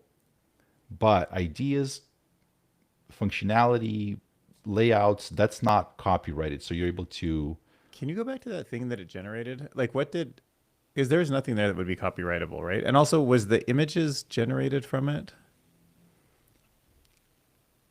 wait, which one? The one that it You had coded the up? yeah, Let me open it up again. okay. Well, I guess what I was curious about is did it do anything with images because they have that new image model? I don't know if it put a logo in there or anything or if everything was just CSS and text based, but Oh no, because I mean I didn't specify, but that's actually a good idea. What can it do? Dude, that's actually a good idea. Let me get it on that. like will it generate a PNG if it wants one? And you're like put a logo at the top corner? Or will it just make the logo out of CSS?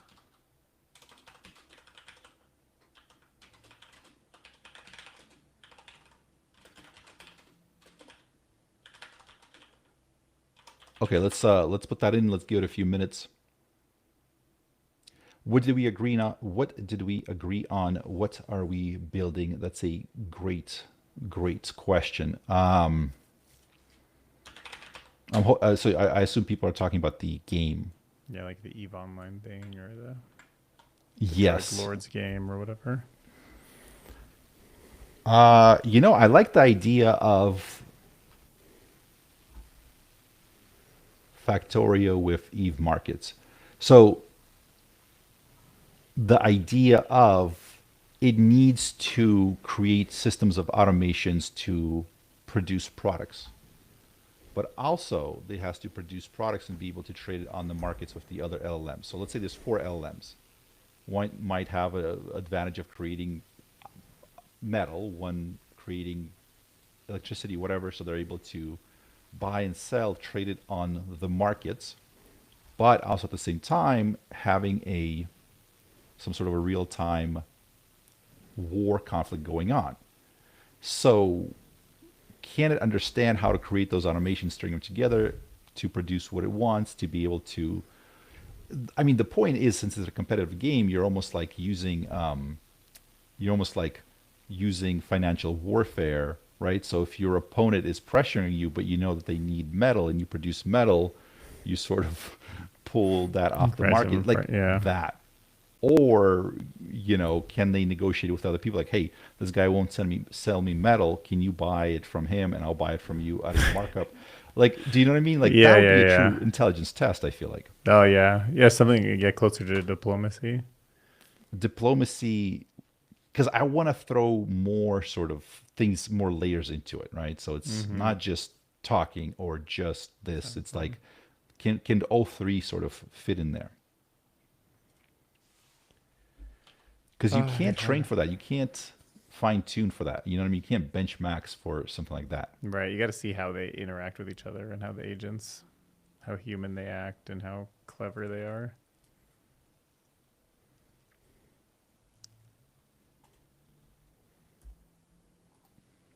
Yeah, so let me, so it's working Generating right that. now.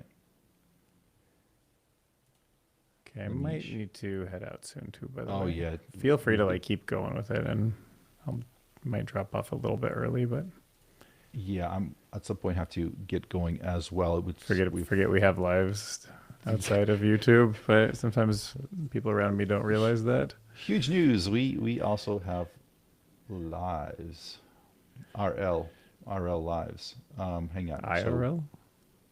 RL like real life. Yeah, That if in real life or just real life. RL shortened it up a little.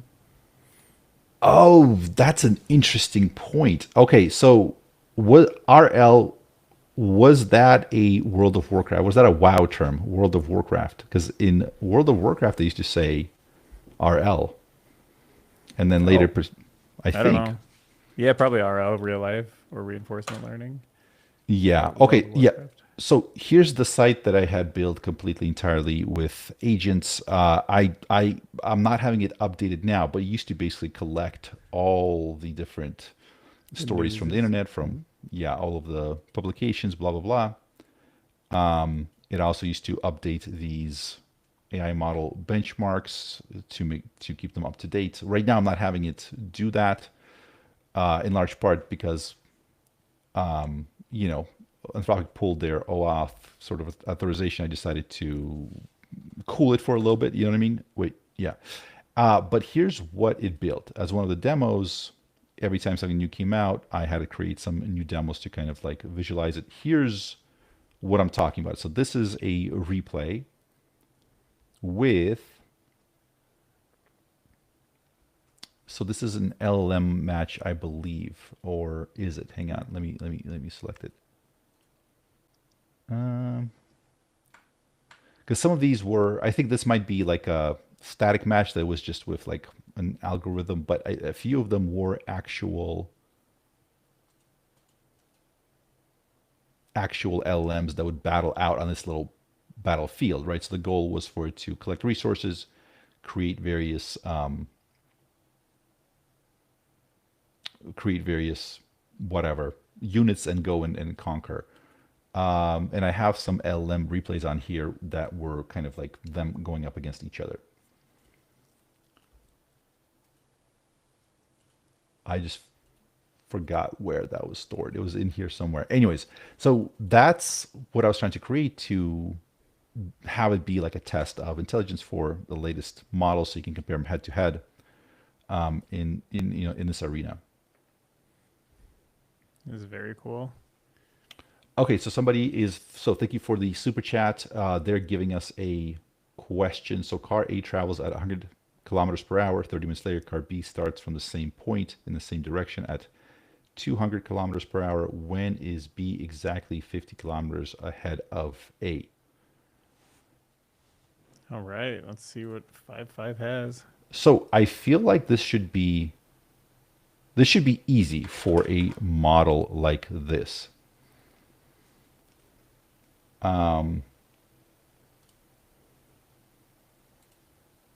Hang on, let me open this thing up. Oh, wow, okay.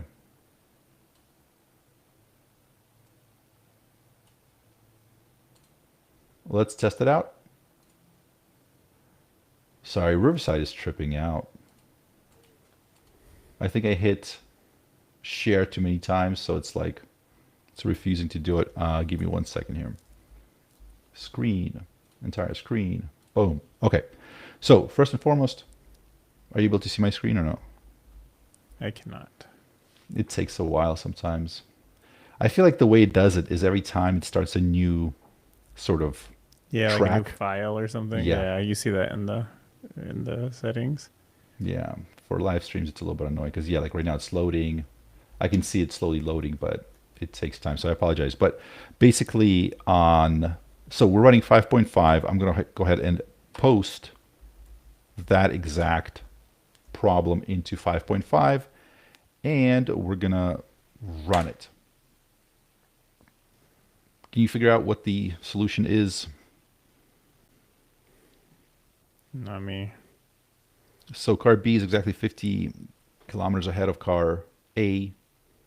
1 hour after car B starts.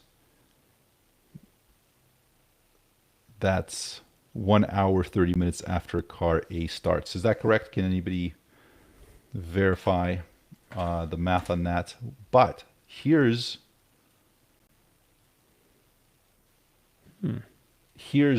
I asked it to add a bunch of whatever. To add, Yeah, it looks pretty, but it's not. There's no JPEGs, no images there. That looks you're like it's right. all CSS to me. So I asked it to create it in a. Oh, look at that! It's got some. What It's got actual did these it pull? things. But it pulled that data, right? It didn't It generate pulled that. that data. Oh, you're saying you want to see actual images created by the new model. I was just wondering if it would put that in there when it needed it, like it would generate like a game asset or something. But Image 2.0. Image 2.0.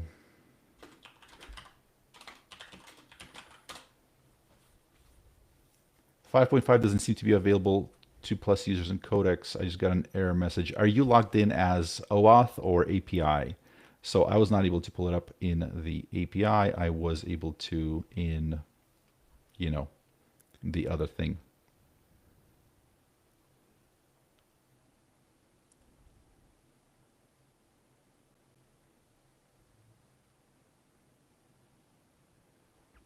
all right, yeah, look at it thinking. It's not seeing the new model, but it's weird. I know that Hermes agent. OAuth. Okay, you're using OAuth or API? Yeah, you gotta use OAuth. 50 kilometers ahead of car A, 1 hour after car B starts. Is that what it said? 1 hour. Yeah. Okay. So it sounds like it got the correct answer. So the person, I apologize, I can't read your O2W. Is that what you expected? That seems, or is it one of those simple bench questions that there's some trickery to it?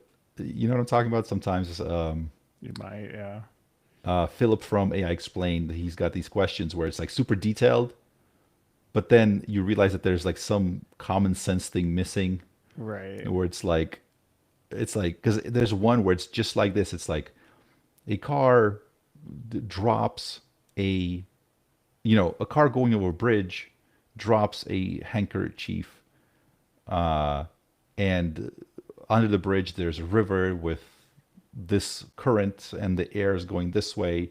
After 2 hours, where's the handkerchief or whatever?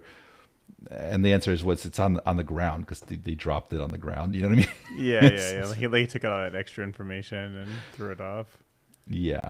Yeah, or I sure had that car. Like, there's like, is it faster to take my car or walk to the car wash to get my car washed? Oh Like, yeah. What is that's that? only that's like a block away, and it starts to measure like, oh, is that worth walking or driving to? And it's like, oh, it makes more sense to walk there. But you're like, but it's for a car wash, so obviously it doesn't make sense, But you can definitely get lost in that pretty easy.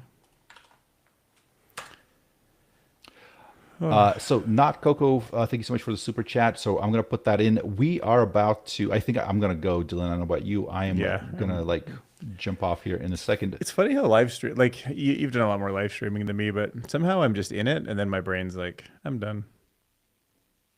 Did you just end it?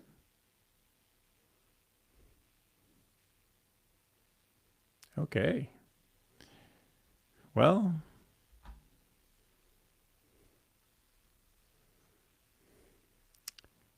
it was a pleasure. Everybody's still watching the live stream. Not really sure. Wes and I may have just gotten in a fight. Unsure. Maybe he's like, I'm out. But I think it just broke down or something like that. But anyway, thanks for watching. And Dylan Curious on YouTube if you want to check out my channel. Wes Roth if you want to check out his. I try to cover a little bit more than just AI, just anything that makes me curious, but it's usually futurism related. And yeah, hopefully you guys like that, and I will see you soon.